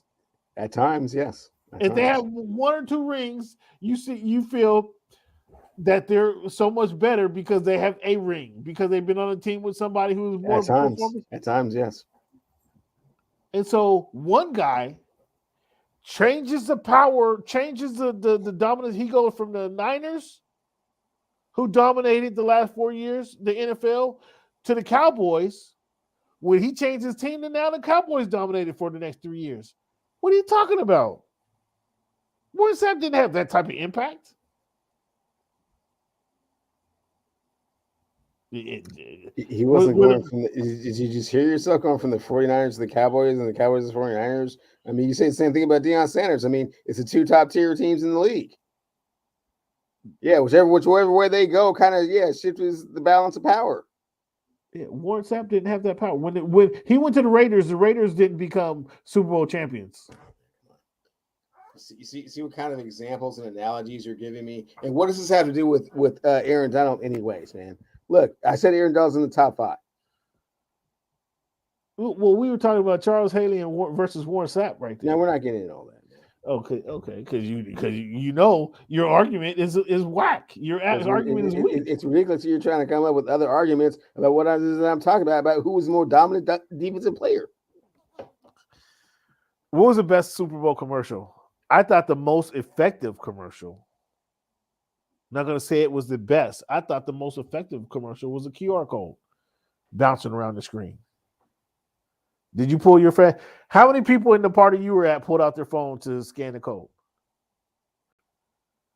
Were you watching it with your wife who wasn't watching the game, or what? What's going on? Nobody pulled out their phone to scan the code. Nobody not one person in the party you were at pulled out their phone. In the party I was at, 40% of the people pulled out their phone to scan the code. I thought that was the most effective commercial out there. The other commercial, I thought the Toyota had 2 really good ones. The inspirational, just keep working hard. The inspirational commercial obviously was great, but keep up with the Jonas, one of the Jonas brothers, and not what he said to Leslie is keep up with the Jonas. I thought that was pretty creative and funny. What was the best commercials that you saw? I don't remember which one it was for, but Andre 3000 was kind of narrating it. That one was tight. Okay. And then the one with the I forgot the water commercial, but they made it seem like it was like some super crazy like alcoholic beverage, and it was just water. Oh, really? I thought that one was kind of funny. Okay. That was I thought they had some good Super Bowl commercials. I didn't like the Doritos one where the Doritos fall out the guy's backpack and the animals eat it, start making those noises. I thought that was kind of corny. Yeah, salt and pepper. Yeah, it was kind of corny. Yeah. The Lay's, what I thought the Lay's, although the Lay's did have a good commercial in the third quarter, I thought they're showing after the Doritos was the first 2 commercials, or Doritos had the first 2 chip commercials. I thought Lay's was way behind. Like, I don't know if they was trying to keep up, but I thought they were behind. But it's always fun to watch the Super Bowl. But I just thought the QR code was the most effective commercial piece of marketing because everybody grabbed for their phone. It might not everybody, but the party I was at, close to half the people grabbed for the phone and try to scan the QR code. Apparently, nobody did it at your party. That's kind of interesting. We know what the halftime show was. Most of us enjoyed the halftime show. Halftime show rankings. Do I need to text you the number to Blue Water so you can kind of set that up? What's that? For what are you talking about? I'm so sorry. You had the ticket with all these other stuff. Did you forget the other one? Which one? I don't know which one you're referring to. Oh, now you can't see it. Oh, there you go. I don't know which one. Yeah, there you go. Yeah, I didn't see Snoop getting blended up on stage at an NFL event. I mean, I'm about to pull up the tape because I saw him smoking. I saw him smoking. I'm about to pull up the tape and see if we're looking at the same thing. Okay, and you saw that during the halftime show performance? Man, I got to recall. My memory's a little Okay. hazy right now. Okay, well, hey man, if you can find that tape, please, I'm all eyes. Uh, let's rank the halftime show. I thought it was a good halftime show. I don't think it was better than Bruno Mars. I don't think it was better than Janet. I don't think it was better than Michael. It wasn't better than Prince. Help me out. Help me out. Where do you rank this? Where do you rank this halftime show? I'm going to agree with all of that, man. I think that we were expecting it to be like, you know, Up in Smoke tour, and it just wasn't, man. I mean, it just, Well, speaking of that, did you see the Up the Smoke tour? yeah. Did you go? Did you go to it? Yeah. Did you attend? Did you go? Yeah, I went. Up in Smoke tour, but see, Up in Smoke tour, there was no Kendrick. There was a game in Ice Cube. So the Up in Smoke tour, it had a little bit more cachet, and then obviously it was an hour and a half versus 15 minutes.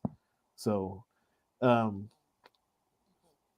just There's only so much you can do on these shows, Cam. I mean, you know what I'm saying? yeah, you can Like cram when in, you but said you Smoke have was going to be smoking on stage, I mean, I just had to crack up, man. I mean, like this is like 100 million people are watching, and you're like, do you not understand the demographic of people that are watching this? You just can't just wild out, man.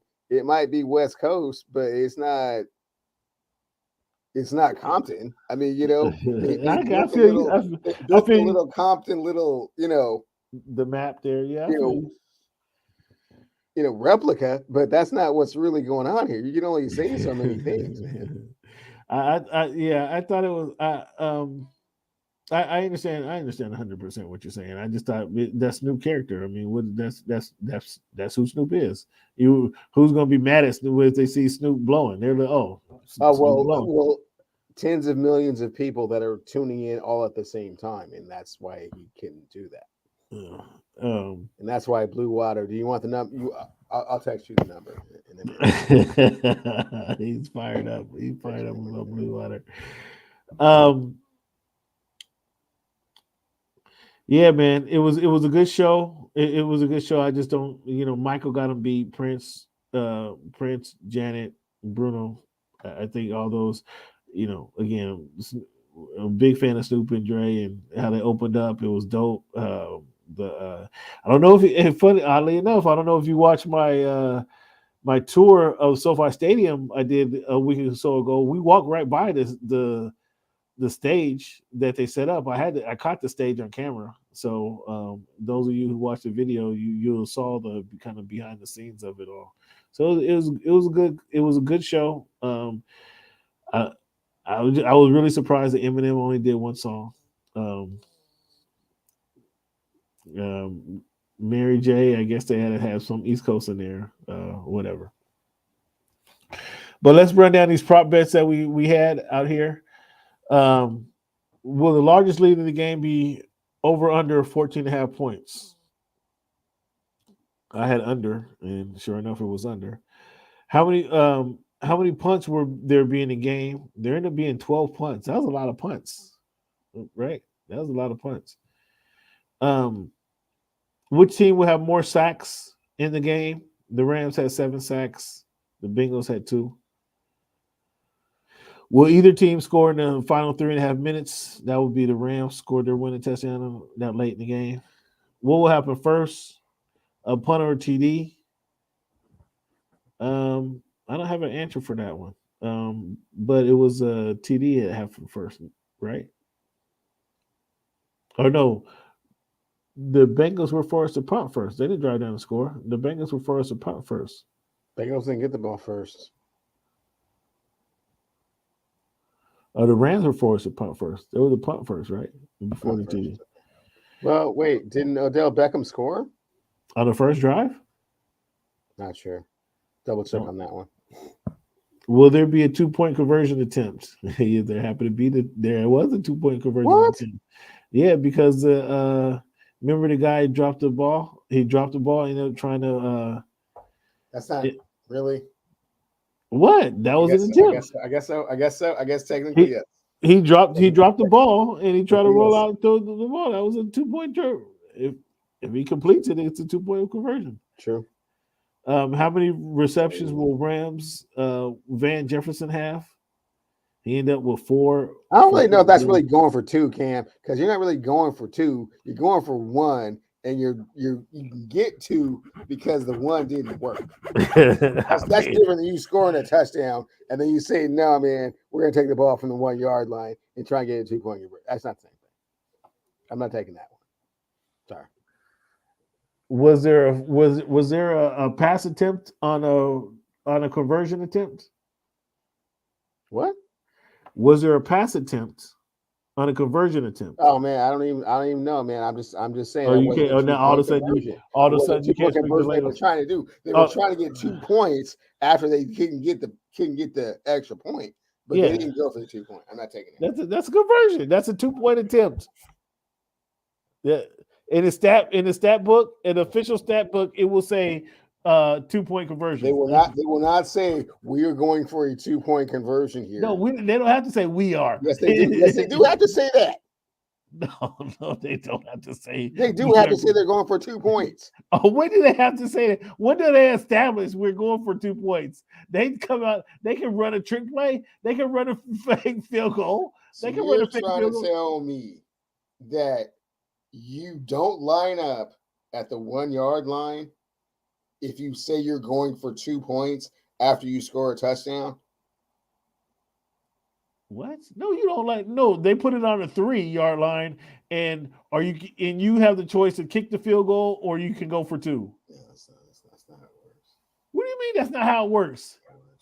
But this isn't flag football. You think if they say I'm going for 2-point conversion, they put it at the 1? No, the ball's at the 3-yard line. You have your choice to decide what you're going to do. And after if you try to hike it to your placeholder and he doesn't hold on to it and he rolls out, and now that 1-point attempt they do not line the ball up at the same location if you say you're going to kick an extra point. They absolutely do. Adverse if you're going for 2 extra points. Come on, this is elementary football, Cleveland. After the touchdown, they place the ball on the 3-yard line. You have your choice to either Fans, will you please correct this fool? You do not line up for the same place when you're kicking an extra point as you do when you're going for 2 points. Let the people know where they can find you, Cleveland. Just tell the people where they can find you on Twitter. Just at Cleveland Wander on Twitter. Cleveland still on Instagram. Hit me. Hit him too. You can find me What's Good in Sport. That's What's Good, the letter in Sport. After you score a touchdown, the ball is placed on a 3-yard line. You have your choice to run, to kick a field goal, a point after touchdown, or go for the 2-point conversion. When you go for the 2-point conversion, the ball is not on the 1-yard line. You don't move closer because you go for the 2-point conversion. Cleveland, come on, stop. Come on, man. Cut it out, man. Cut it out. I can't believe we just had to explain this to the fans. I can't believe we explain it to you. You don't lie with the same. I can't believe, cut it out, man. I'm not gonna even get into this with you, man. Yeah, we can't waste the fans' time talking about this, man. Fans, before the next show, I'm going to get the rule book out for both of these and read it to camp. Yeah, and that out loud to everybody. Please do. I'm trying to look in the stat sheet in the box score to see if it actually says 2-point conversion. It doesn't state it. It doesn't differentiate. Oh wow, how convenient for you. Yeah, so I was trying to look that up. Doesn't say that. Another prop bet. How long will Cooper Kupp's longest reception be? His longest is 22 yards. Will Snoop smoke on stage during halftime show? We said no, but we got a bet that he did. Who will perform first? The big money went on. So when it's plus 595, that means versus plus 170. The plus 595 means more money's on Eminem, right? Repeat that, please. When it who will perform first? The higher odds plus 595 that was Eminem versus plus 170 Mary J. Blige. That means more people or more money was on Eminem, right? Plus five. You say plus 595? Yeah, plus the 595. Oh, Yeah. for sure, more money was on Eminem. And he actually performed last, so that was interesting. The NHL to have an all-black telecast. Remember we talked about the NBA having an all-female cast telecast. The NHL is going to have an all-black telecast. Is this something or nothing? It's definitely something considering the history of the NHL and kind of their track record with regards to racial issues. So yeah, that's a big thing. What's up? What's up with LeBron? I'm trying to jump the Rams and the Rams and the Dodgers and the Lakers should have one big parade. What's up with? Why are he trying to jump on somebody else's bandwagon? Well, as you recall, Cam, during the beginning of COVID, the pandemic, the Lakers won their championship. They had to play in a bubble. They weren't able to play in front of fans, and very similar to what the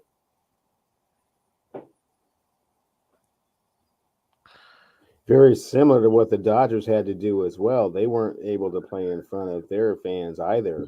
So, they didn't really get a chance to participate in having a Los Angeles parade in the same manner, years later, that the Los Angeles Rams were able to conduct their parade in. So he was just saying, hey, man, since we didn't have a chance to do our thing, why don't we all just do this together? Because that championship was 2 years ago. You guys won championships. It wasn't celebrated in parade fashion, though. I believe it's what LeBron was alluding to, and I understand why you don't understand that, but that's opportunity missed, bro. You can't celebrate a championship 2 years later. We had this talk with Steve Mason about you can't come back and celebrate the championship. That shit's gone. Okay. Well, hey man, when the Clippers get there, man, don't worry about it. What do you know about the scandal? Major League Baseball scandal of surrounding the Skaggs' death. The Skaggs, the pitcher for the Anaheim Angels. Are you familiar with what happened? Yeah, somebody slipped up during the trial, under oath, and basically said that, there were other people that were, capable of providing him with those drugs. Well, I believe Mr. Harvey has actually been barred or very close to being barred from MLB. I mean, we can't suspect. It'd be naive to think that this is the only facility things like this happen in, right? Yeah, that would be extremely naive. But no one else has died in those other facilities, so. So do you manage it? Do you monitor it? How do you manage this process moving forward? Like it's kind of odd. You don't. I mean, you just hope it doesn't happen ever again. I mean, this is not something that you're just gonna just completely do away with because someone gets charged one way or another. It's America. These are rich people, and they have their preferences of what they want to do, and they'll find people that can provide what it is that they need. How about the Angels, man? They have this pitcher, Skaggs, died from drug overdose. A young pitcher. Another one of the young pitchers, a starting pitcher as well, a contributor, died from a couple years earlier. Died from leaving the stadium, and he got a drunk driver hit him and killed him. Man, how about their luck, man? This is they're having a tough time with pitchers down there. For sure. They've been snake bitten, and it's unfortunate. You never want to see that happen to any organization or franchise. So, there's no rhyme or reason to it. Unfortunately, it's just kind of the way life unfolds sometimes.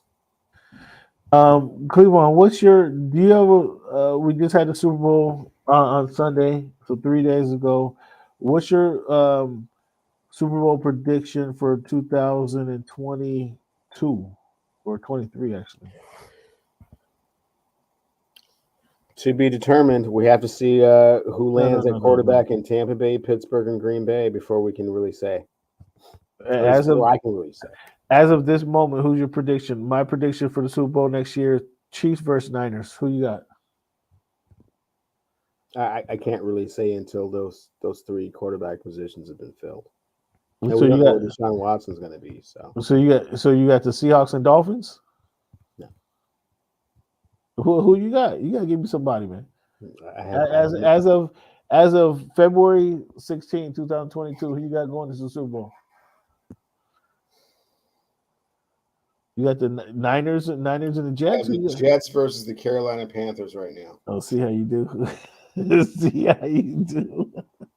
The Jets and the Panthers. Huh? Okay. Well, you know what? Let me see. Let's see. Um,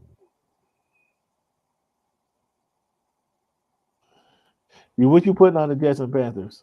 Because I got something that says they won't be going to the Super Bowl. So what you're saying is neither one of those teams will be in the Super Bowl, and if one of them is in the Super Bowl, you got something on it. Is that what you're saying?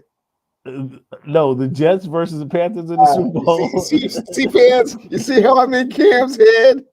He can't even say that the Jets or the Panthers will be I in the just Super said it. Bowl What are you without talking being about? scared. Without being scared. That's how much I'm in his head. I just said it. I don't know what you're talking about. Cam, I just said it. Cam, Yeah. will the Jets or the Panthers be in the Super Bowl next year? Neither will in be in your the Super opinion? Bowl. Neither Neither will be in the Super one? Bowl. Okay, so are you willing to put something on? Neither one of those teams will be in the Super Bowl. Absolutely. Neither Jets or Panthers. That's what I'm putting. Will be in the Super Bowl. Is this Daniels deal? Or what are we putting on this? You don't want to put Daniels on the Jets and the Panthers. I know. I mean, the odds are so outrageous, Cam. It has to be. It can't be like equal across the board. It has to be. I'll get you 2 scoops at Baskin and Robbins if That's how you want to if do it. neither one of those teams make the Super Bowl. But yeah, Daniels if one of them does, yeah, times 2. Let's see. Neither This will be our first 2 Daniels dinner meals on a wager.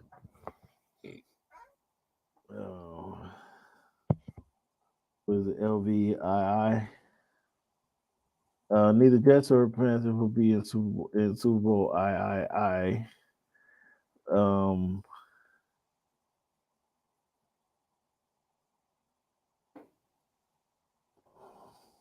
2 scoops from Baskin and Robbins if No. that doesn't happen, and 2 Daniels steak and lobster dinners if one of those teams makes the Super Bowl, man. That doesn't work like that. Oh my goodness.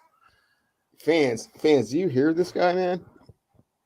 Where's this fear factor coming? I'm not ludicrous, man. Where's this fear factor coming from?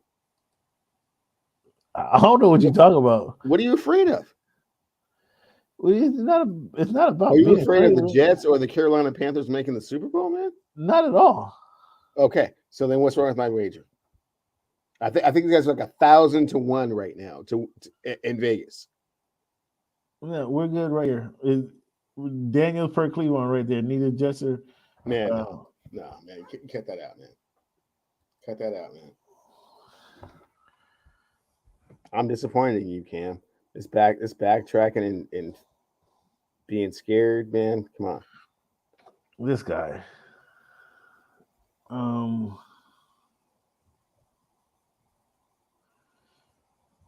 We got Nicholas chiming in. I'm a Charger fan here. Do you think the question for you? Answer this question for Nicholas Swint. Oh, for sure they can compete next year. Compete. I mean, they're gonna be. They beat Kansas City already.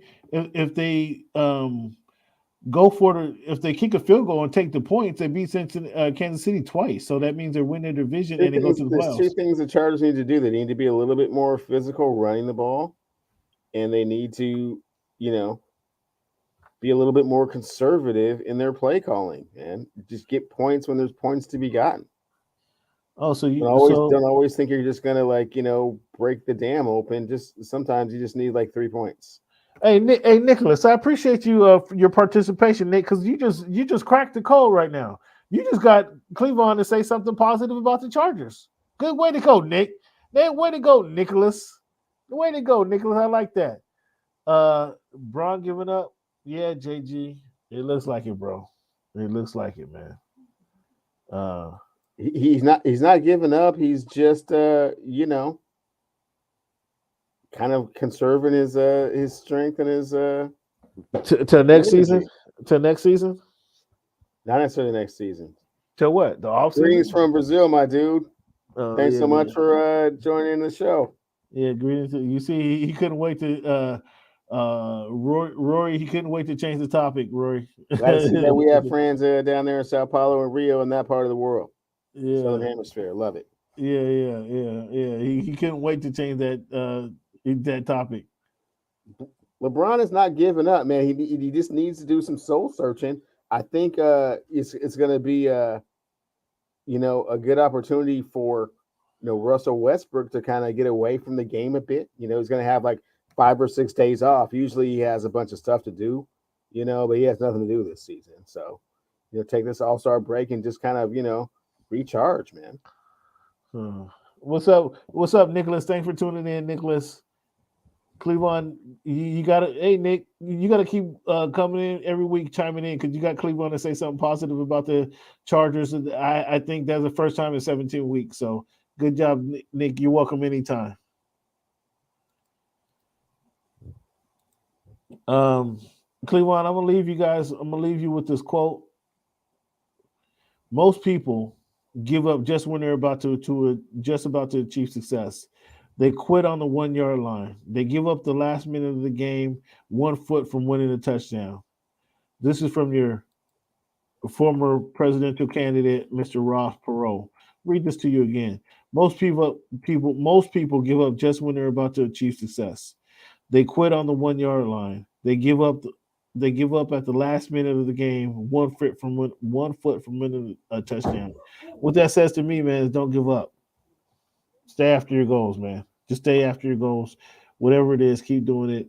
The hell with everybody else. Stay after your goals and keep striving for success, Cleveland. How did you read that? Same thing. I have read the book 3 Feet from Gold, so I definitely understand that mentality, and which is what one of the reasons that we continue to persevere the way we do, Cam, doing the show and just trying to make it happen. Well, we appreciate your participation, man, each and every week, Cleveland. It's all basketball from here, fans. We're going to take a break 1 week. Cleveland's been asking for some time off, so we're going to give Cleveland 1 week. He gets one week vacation. Make sure you do something special with the wife next Wednesday, and then we'll follow up with you in a couple of weeks. Sounds like a plan, Cam. And you need to shift your focus with regards, because we're in the NBA, and you have to understand about individual talent and players over coaches. Here we go. Oh yeah, it's time to shift the mentality. Put that hat back on. Yeah. All right, my man. Appreciate your time. Right on. We'll talk in a minute.